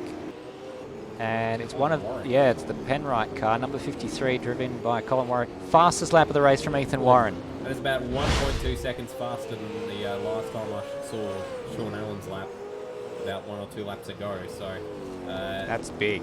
That is a big difference. And there is Colin Warwick recovering to the racetrack. So he is currently sat back in, where is he, 8th place, I believe, ahead of Oz Rob. Having a bit of a quiet race. Alright, well, it looks like I've been outvoted. We've got John McDonald saying C is the worst, F is medium, and we've got Matt Dunlop saying I'm with Stairs on this one. On you, Matty. Yeah. Trust you, Matty. Well, I mean, yeah. This is my dad taught me the C word. This is actually quite interesting because Kurt Stenberg is trying very hard to we'll look at it from David Nedidich, and David Nedidich is having none of it. He's closed the door on him several times. Whoops. Kurt Stenberg could have sorry about that. Easily just let himself through, and he's had an aneurysm on the controls. Beg pardon. He's probably getting it looks like he's done it. He's let him through. So he's gone into the He's gone into the wall a little bit, has David Nenadic, and Kurt Stenberg's hooked himself. After about a lap of frustration, I reckon. Yeah, it's been a race of frustration for Kurt Stenberg, I think, but now up to 12th place. Sean Allen maybe finally pitting. Looks like the Race on Oz guys are coming out into the pit lane. That don't actually exist because they're not simulated in this game. So the... We're not about blowing smoke up the... No, but you can still use creative wordplay for it rather than saying, the icon that shows that he is pitting has come up on the screen. Yeah, no, I like to say it how it is, You're a piece of shit. Someone's engine blows up. Oh, he'll have oil over his screen. No, he won't. They don't simulate that. See, that's rubbish. Yeah. But Okay. Yeah. So we're in agreement on that particular point. We're in agreement on that particular point. Sean Allen rejoins the racetrack in 3rd place. Ahead of Ethan Warren. Where is Where is Ethan? No. Ethan Warren? Where is Ethan Warren? Ethan Warren is down in 6th. What has happened? That's a good question. So we're going to find the answer to that. Unless Sean Allen didn't put enough fuel in, or had a weirdly short stop, he has gained an incredible amount of time. Maybe Ethan Warren overfueled. That is about 7 seconds the advantage he now has over Ethan Warren. He's had a long lap. He's had a 1:15 somewhere, so he has had an off-track excursion. Ethan Warren has. That's right. So we're going to find the replay. Fantastic concept. In the meantime, here's Kurt Stenberg. Just trundling around with some blue flags from, I believe, Sean Allen, who we're just discussing. No, from Brody Steen, who is doing quite well. He's currently in 6th place, but once the pit stops will shake out, that should turn into 4th place. All right, here is the replay for Ethan Warren. This happened on the previous lap. The lap before the previous lap. And it was a weird one. He just turned into... It's almost like the bounding or the collision box for that inside corner was a bit... Maybe it jutted out further than he was expecting because it's a strange place to crash onto the inside of the corner. So that cost him about 10 seconds and has cost him the net lead of the race because Sean Allen is 8 seconds up the road from him, and Jake Maloney and Zach Baker, who haven't made their pit stops yet, are in front. Zach Baker has made his pit stop. So when did that happen? So this is for position. I'm not sure. It did happen a couple of laps ago. No, and that was that's messy. That was Ethan Warren into the back of Zach Baker, and Zach Baker then into the back of Ethan Warren, presumably in a bit of frustration. That's not cricket from Ethan Warren, And Zach Baker lets him know about it, flashes the lights. Beg your pardon, Zach Baker. Yes, pitted 2 laps ago. That was some messy racing from Ethan Warren. I'm not a fan of that. Got through though. Do you think that he's in trouble? Honestly, I doubt it, but he should be, in my opinion. That was a crock of shit. All right, we're going a bit over the top now. Let's rein it in. Let's rein it in. Sean Allen is all this has meant that Sean Allen is 4.6 seconds ahead of Jake Maloney. I don't think Jake Maloney is pit. I'm just checking the times now. He was involved in that battle though for Zach Baker. That's true. Yeah, no, Jake Maloney has made his pit stop. He has. Completely missed it. All right, while we were looking for the replay of Ethan Warren spinning. Ethan Warren You're up to date now, ladies and gentlemen. Ethan Warren is stuck behind Jake Maloney, who is not going to be an easy man to lap. Well, he's 5 seconds behind. He's not exactly being held up by Jake Maloney right now. He's got to close that battle right back up. He does indeed. It's a very true thing that you've said. Yes. So let's see whether he still has the pace with a little bit of a damaged Ford Mustang GT there. Was setting the fastest laps earlier on in the race, 106.7 he's managed, and the next fastest lap was in the 7s. So that just goes to show, and it was set by Jake Maloney. So the man he's trying to chase down is the second fastest man on the racetrack, although he's had a messy lap the last time around. Was that just because he pit? No, he's back up to speed now, 107.4 for Jake Maloney the last time around. Jake Maloney could be in line for a win. He could be. Sean Allen is no slouch, though. We saw him defending valiantly from Ethan Warren, who is bloody quick earlier on in the race. So he does have 4.6 seconds to catch on Sean Allen, and then once he gets there, there's the famous quote: "It is one thing to catch. It is very much another to overtake." And this circuit is narrow in many parts. Hard to affect the overtake sometimes. It is you will never find a more wretched hive of tightness and twistiness. Yes. I think Sean Allen can do it. He's a bit quicker than Jake Maloney on the previous lap. Yeah, honestly, I thought he was. I thought he'd be able to hold off Ethan Warren when he had him behind him earlier. So I'm all on the Sean Allen train, which of course means that he'll probably crash on the next corner. This is nicely set up though. If Ethan Warren does still have pace in that car, he might come back towards Sean Allen, and Jake Maloney might come back towards Sean Allen. He hasn't been pulling Jake Maloney in at an incredible rate of knots. In fact, Jake Maloney was dipped into the sixes on the last lap. So when I just said that the only man in the sixes was Ethan Warren, now Jake Maloney has done that as well. Proving you wrong. Yeah, he went. Well, both Ethan Warren and Jake Maloney did 106s the last lap, but Jake Maloney did 106.7, which is a whisker off the fastest lap of the race, which is still held by Ethan Warren. But Jake Maloney's turned it on. Yeah, that gap between Ethan Warren and Sean Allen has come down to 3.4 seconds, so it's dropped about a second in this lap just gone. So he's putting the afterburners on, and he smells a race win, something he hasn't had for quite a while. Yeah, from memory, I can actually remember the last win that he had. It was quite some time ago. Sean Allen's last win was in the Gold Coast. Kurt Stenberg, well, he won the Bathurst 1000. I thought we were talking about Jake Maloney. Oh, beg your pardon. Yes, you're right. He did win the Bathurst 1000. I stare at you in confusion. Before that, though, goodness gracious me, I don't know. John McDonald just implying Stairs has had 4 or more points of discomfort to his colleagues' certain comments. That's just... What does that mean? I mean, I feel like I've given you discomfort at my comments many times in our friendship. Oh yeah, I'm used to it now. Don't you worry Part about of the me, course John at this McDonald. stage. Yep. You know, it's an abusive relationship, but in a nice way. Yeah, it's not how I describe it, but moving on swiftly. Under 2.8 3 seconds. Speaking of moving on swiftly, you're right, 3 seconds now is the margin between Jake Maloney and Sean Allen. Someone's woken Jake Maloney up. He's one of those drivers who seems to, as you say, put the afterburners on when he senses a victory. And He's been in hibernation for the last several months, and suddenly someone's wafted the smell of honey past his den, and he's rumbled to life. he is a grizzly bear. And certainly the Canadian winter for him is, I mean, the equivalent of the Canadian winter for him is sort of the enduro part of the championship in ASC talk. Apparently. Oh, I can hear there's some drama up ahead. I think that was Sean Allen lapping David Nenadich. Yeah, struggling a little bit to make his way through the lapped traffic. It is very unfortunate to catch people through that middle sector, and it's down to 2 seconds now. It's under 2 seconds. Well, as I saw earlier, David Nenadich was a bit hesitant to let Kurt Stenberg unlap himself. I wonder if he's as hesitant to let people lap him. Car's been in the wars a bit. David It Hennity's does got look a like few it. dents on it.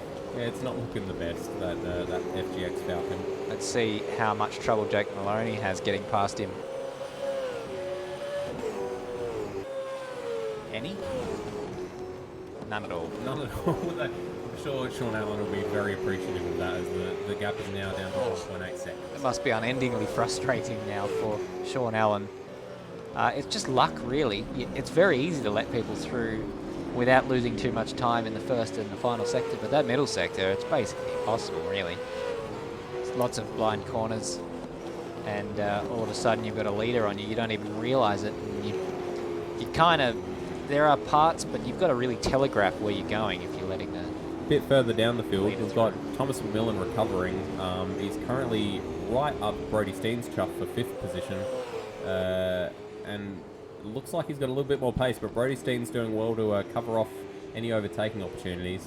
I wouldn't be surprised if Thomas McMillan decides to shove it up the inside at this next left-hand that thinks better of it, which, thank goodness. He might make light work of this battle, though. He is absolutely harassing Brody Steen right now. Down the hairpin could be an opportunity.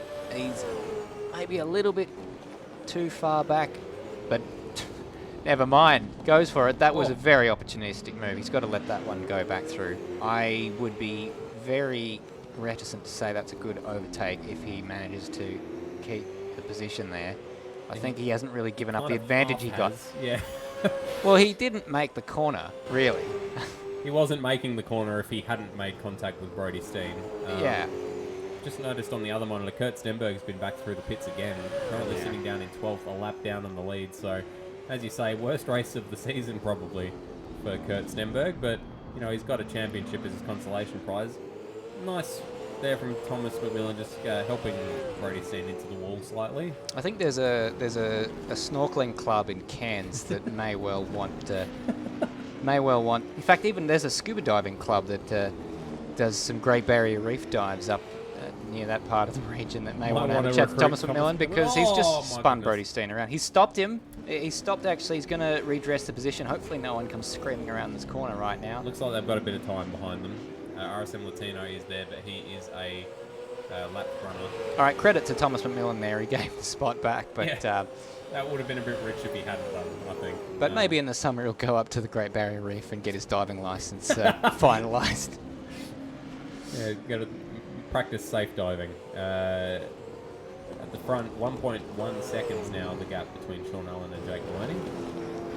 So that's tightening up. That is tightening up very nicely indeed. There are 13 laps remaining after this one in the season. 6.5 seconds the gap to Ethan Warren, so he has not reeled in the leaders.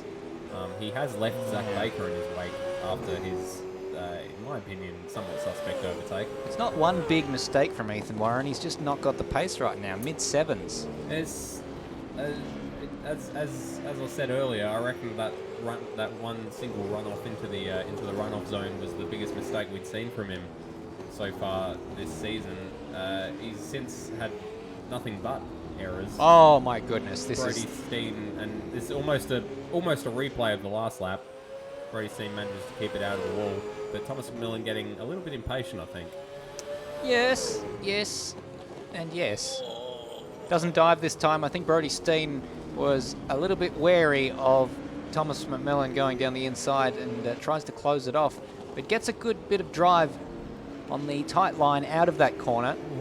Puts Brody Steen under pressure, but Brody Steen's still got a car length here. They're going to go side by side down the pit straight. Thomas McMillan's going to try and drive around the outside of him at turn one, but it'll be hard to outbrake Brody Steen from that point on the track, and he doesn't manage to do so. Defensive line for Brody Steen up the hill to turn two. Thomas McMillan will do well to try and drive around the outside of him here. Isn't able to do so. Isn't able to do so. That's some good driving. That's more what I expect from these guys. That's a bit wide there from Tomo. Not what I expect from Tomo. But yeah, that was some nice, clean driving between the two of them. That's the sort of thing I expect from ASC. That's good. It is good. It's very good. Jake Maloney's got that gap down to a second, so that is coming down. Sean Allen's matched him for pace on the previous lap. They were within the same tenth. Here we go. Thomas McMillan down the inside at the hairpin, and that is how you outbrake someone. But it's going to be the inside this time for Brody Steen around the next corner. So it isn't quite enough, and that's probably why Thomas McMillan has had to resort to some desperate moves. They're side by side down the pit straight now, and towards the first corner, it's going to be marginally... I thought it was going to be marginally Thomas McMillan. Brody Steen edges him out. And this is an epic battle. This is a fantastic little battle. So it might have been an inauspicious start to the battle with Thomas McMillan being way too optimistic in the beginning. Now it's turning out to be an absolute ripper. Absolutely. The other battle that we're keeping an eye on, looks like Sean Allen and Jake Maloney have both gotten past Termo with very little difficulty. So Sean Allen will be fairly happy with that lap run. The gap's out to 1.3, so Sean Allen's just edged it out again.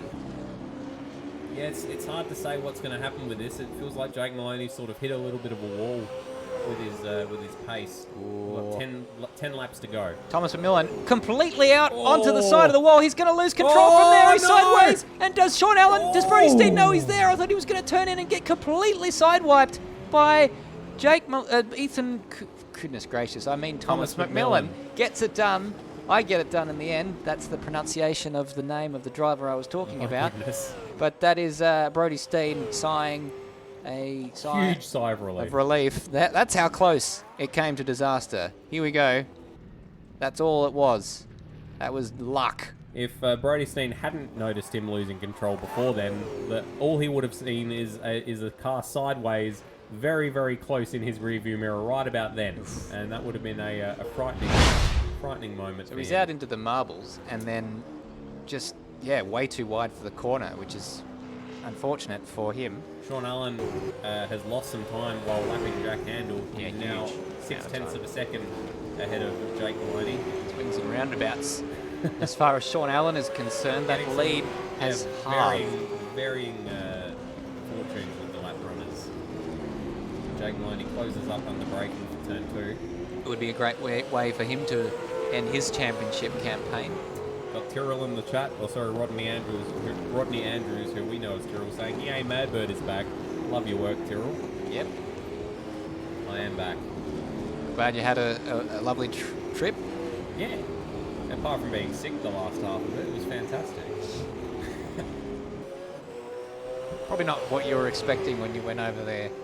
No, yeah, projectile vomiting wasn't something I was worried about planning my trip to Hong Kong in November of 2019, but, you know, you get surprises when travelling. That just happened to be the one on that trip. This gap is now completely visual now. It is coming down. Sean Allen seems to be a little bit hairier. He's I need to stop saying that word. He seems a little bit less in control on throttle. Seems to be getting a little bit squirrely coming out of corners. And Jake Malone is just slowly reeling him in. He's got 8 laps left in this race to get this job done, and they're coming up to a huge pack of lap runners. Kurt Stenberg and Thomas McMillan are back involved in a fight with one another. How did that happen? I don't know. One waited for the other. Thomas McMillan, that's probably what happened to him because his spin didn't actually cause him a great deal of... And that's Look at the battle. leaders. Look at the leaders. That is the battle in front of the leaders. So Oh, we've got no. Thomas McMillan, Kurt Stenberg, and Colin Warwick all scrapping for what is 9th position. And Colin Warwick, get on that. Here we go. They're all jumping good completely boys. out the way. Lovely, They've done a great lovely job. gentlemen. They'll know they're in the broadcast because this is the battle for the lead, ladies and gentlemen. And Jake Maloney senses an opportunity down at the hairpin, but Sean Allen is a very, very hard man to outbrake. He absolutely is. Sean Allen did a masterclass of defence against Ethan Warren earlier on in this race. Can he hold on for 8 laps against a very, very fast driver who we haven't seen enough of late, and that is Jake Maloney. It's all going off in the background. And It is. Colin Warwick involved in that as well. So the two series admins and Thomas McMillan, one of their greatest friends, as Jake Maloney just brushes the wall. So you can see that, thankfully, in the background for a few moments until these guys clear off. Look at it all happening. Sideways across the track, weaving from one side to the other. Kurt Stenberg in the wall. Oh, No. sorry, Colin Warwick in the wall, but they're right. Keep an eye on this in this lead battle. Yeah, we will certainly cut back to it if anything happens, but this is Kurt Stenberg for the time being ahead, but it depends which corner you come up to next as to who's going to emerge in the lead. So it's Thomas McMillan who's going to have the inside here. Now Colin Warwick buys into this battle and is going to get up alongside Kurt Stenberg. What an end to the year for these guys. They're absolutely loving it, fighting over the minor positions. Absolutely, this is a fantastic scrap. I wasn't expecting it, to be honest, but they're almost 3 wide. Oh, Jake Maloney's nearly spun it round at the hairpin and has lost a few crucial car lengths to Sean Allen. Ballooned back out to over a second. Now, Kurt Stenberg's got a bit of a break, and unfortunately for Ethan Warren, he's trying to lap these guys, and they're all involved in their own battle, so he had closed in to about 7 seconds. It's now out to 7.5. Flashing the lights. The guys ahead of him are side by side. This is not working out well at all for Ethan Warren. The last thing he wants is these guys. Thomas McMillan's in the fence, and goes in front of Jack Handel. Who Jack- just avoided him. That was some chariots of. Days of Thunder. Thank you. Chariots of Fire. Chariots of Fire was what I was trying to say, but that isn't what I meant. That's not the reference at all. So my how is goodness. Ethan Warren still behind them? What is going on? This would be an epic scrap if Ethan Warren was actually battling for position. I'm not sure if Kurt Stenberg and Colin Warwick Does he really know? mind that he's stuck between them because they are too busy worrying about their own little battle. And Oh, Thomas McMillan, that is a damn shame. If anyone was going to come unstuck out of those three, of course it was Thomas McMillan. I am, of course, commentating. Yeah, unfortunate there. And this has completely shot Ethan Warren's chances for victory up. I'm trying not to swear, but it's completely destroyed them. Let's put it that way. Vivid Bull 15 saying, let's go, boys. Let's send 29 out with a ripper finish. At the moment, that's what we're doing. That's what we're doing. Absolute scenes. Scenes, says Jot McDonald. Scenes. And our other commentator, Michael Zalavari, asking, how did Stenny end up 2 laps down? What? Just what can only be described as the worst race that he's had of this season. Kurt Stenberg defending against Ethan Warren down the straight into What is turn going 2. on? Ethan Warren flashing the lights. I think Kurt Stenberg is a little bit over it at this stage. Yeah. He might be looking at a penalty from himself at this rate. He lets Ethan Warren through. Finally. About four laps too late, I would say. Well, the biggest problem for... Oh, no, look at this. Colin Warwick diving up the inside. That was a move. Good gracious. Kurt Stenberg didn't see that one coming at all. Gracious me, that was like colon cancer. That was completely unexpected. He's trying to take the position back from Ethan Warren, and it looks like he's going to have to go around the outside of the hairpin. Fails to do so, but he's going to have to run out of the hairpin. No, he's got it all. He's got it all lit up on the exit, so it's going to be Ethan Warren with the advantage. He's going to try not to. Oh, that car is wiggling all over the place. That's allowed Kurt Stenberg up along the inside, and he's flashing the lights, Ethan Warren, because now he's 12 seconds behind. This battle's cost him 4 seconds. I guess Colin Warwick hangs on to that one. Just Keeps it out of the wall. That's absolutely miraculous. The battle for the lead has just closed up ever so slightly to within 1 second. It was out to 1.1, but Ethan Warren, now he's behind. How is Thomas McMillan back there? Thomas McMillan has pit stopped, so he is now a lap behind these guys. And I guess Kurt Stenberg's defense would be like, mate, you're not going fast enough. This is a roadblock. Oh, and Ethan Warren is around! All of that running behind lap runners has ended up in Ethan Warren getting spun around. He is not going to be happy. Zach Baker is going to take that third position. Zach Baker is up into third, ahead of Ethan Warren. So, and Zach looks like Ethan Warren has lost his front splitter. It looks like Thomas McMillan came out just to be a bit of a pain in the ass to Ethan Warren. I think Ethan Warren's got cause to be pretty rightly annoyed with what's gone on there, to be fair, because it's cost him a chance of victory. Because if Jake Maloney and Sean Allen get involved in quite a hefty fight for the lead of this race, then they could have come back towards Ethan, but instead of being 8 seconds behind, now he's 28 seconds behind and not even on the podium. Yeah, I guess Kurt Stenberg's defense would be to say, look, whoa, someone has jumped! What the? Someone has, I believe that was Thomas McMillan, has jumped over one of the curbs, has ended up on his roof. Dramatic, absolute scenes are being seen here. Ship Creek, as John McDonald has said. No, ship. Ship. Here's the replay of what happened to Thomas McMillan. So he's just elegantly decided to exit. Unfortunately, that's ruined Jack Handel's race. Oh, yeah. Because although this was him going... Well, that's going in. Oh, we've got a safety car. Ethan Warren in the wall. Jake Maloney's coming into the pit lane. Ethan Warren is in the wall, has lost his everything, but looks of it. Ethan Warren is out of the race. So it has all happened in the last 5 or 6 laps, ladies and gentlemen. What was looking like John McDonald just saying F for McMillan again. I'm not sure we can really pay respects to McMillan for the last couple of laps. I think as much as I like the guy, I don't think that we should be seeing that sort of thing. No, that was. I mean, it's it's the last lap of it's the last race of the season and all that. But we're still running a race here, and that has. Oh, this is Jake Maloney coming out of the pits right near Zach Baker, who has got the position ahead. That is David Nanadich, and he's a lap down, I believe. Oh, sorry, Zach Baker's up ahead of him. So, beg your pardon, 5 seconds up the road, so it's not as close as I thought. You're right, that is David Nanadich, but Jake Maloney with that pit stop has lost a position. There is Thomas McMillan's car on its roof.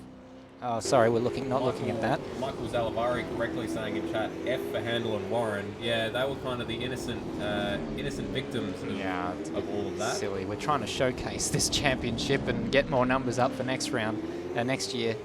So we don't want to see that sort of thing. No, there's no need for, like, I don't know, like Kurt Stenberg and Colin Warwick were battling for position. That's like that's a sort of, you know, it's awkward when you catch people who are battling because they can't really let you through. They did let him through, but then they just caught him again because he obviously wasn't. We didn't see all of it, so I don't know if Ethan Warren did anything to aggravate them. Yeah, it was. I mean, Ethan Warren did do a messy overtake of Zach Baker earlier on that I wasn't particularly happy about, but I'm not sure that particularly. Makes him deserving of what then happened because his race has been completely destroyed, as has Jack Handel, who did absolutely nothing. We may finish under safety car here if it doesn't come in this lap. Yeah, lap 46 of 47, so if the lights don't go out at the end of this lap, then we will be finishing under safety car. So Jake Maloney's done a Lewis Hamilton and pitted, and may end up losing a position as a result if he doesn't get an opportunity. Thomas McMillan revving his engine on the other side of the fence. Get out of it. Exit. Yes, please. Because all you're doing... Oh! He's actually ended up on the right side. What on earth is going on? Possibly. But yeah, at the moment, all you're doing is causing a hazard and potentially causing more safety cars, so... Well, we don't have time for more safety cars. He is 6 laps down now, so get out of but the leaders are about to finish the race. There is 1 lap left in the season after this one. Vivid Bull 15 saying we are finishing 2019 under yellow. It does appear that way at the moment, unless the lights go out in the next couple of seconds. Well, we'll find out. It usually dives off without too much warning. Thomas McMillan's got his car out of the fence somehow. No, still on the other side by the looks of it. Lights are still on the safety car. And, yep, looks like we are finishing under safety car. So, not the way we wanted this championship to end, Stairs. Bit of an anticlimax, but well done to Sean Allen. He's driven a terrific race. Withstood a fair bit of pressure from Jake Maloney. And Ethan Warren. And, well, he almost put Ethan Warren under the pressure that he needed to make those mistakes. Absolutely. And then, again, we don't know what happened with that pit stop. Was it did he Ethan Warren overfuel hugely? Or did he have no, he had a big moment. We did see that, didn't we? He had a long lap time. He had a couple of spins. Yeah, where he didn't damage the car, though. He was still looking like he could bang out the lap times till that last sort of stint where he was about 8 seconds adrift of Sean Allen and Jake Maloney. And then got caught up in those in that laps battle between Thomas McMillan, Kurt Stenberg, and Colin Warwick.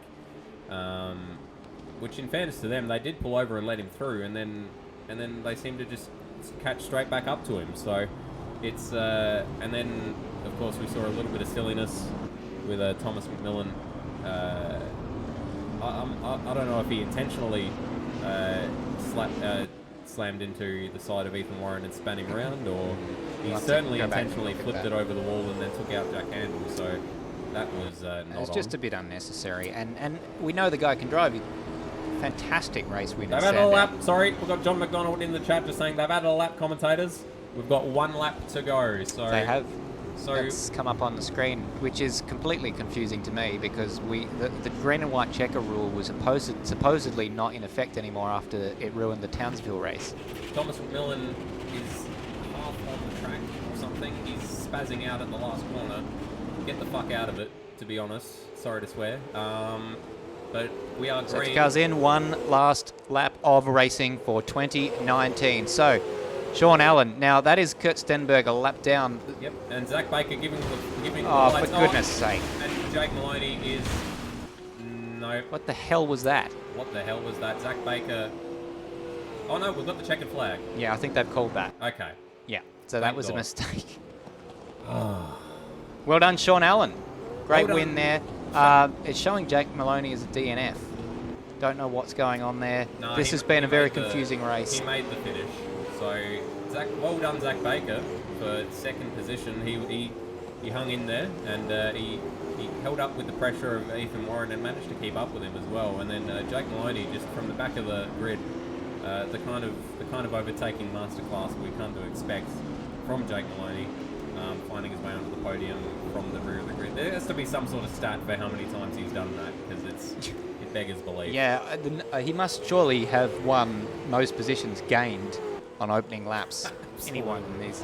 Unfortunately for the wrong reasons, a lot of connection issues dropping him out of qualifying, late starts, and returning late for second races every now and then when he didn't finish the first race. So it's caused him to have to start from the rear more than he probably would have liked to, as Sean Allen rightly celebrates another great win from his point of view. I believe that makes his tally 4 for the year. Most wins of anyone outside of Ethan Warren and Jake Maloney, I think. And, more than Dane Warren. Brody Steen. Kurt Stenberg, championship leader, only had 2 wins. Brody Steen, his teammate. Championship winner, I should say. Well done 4th. Dave Nedich in 5th. So decent finishes for both Race Honours and ZB Racing. RSM Latino 6th. Kurt Stenberg ended up in 7th after all that. Oz Rob in 8th.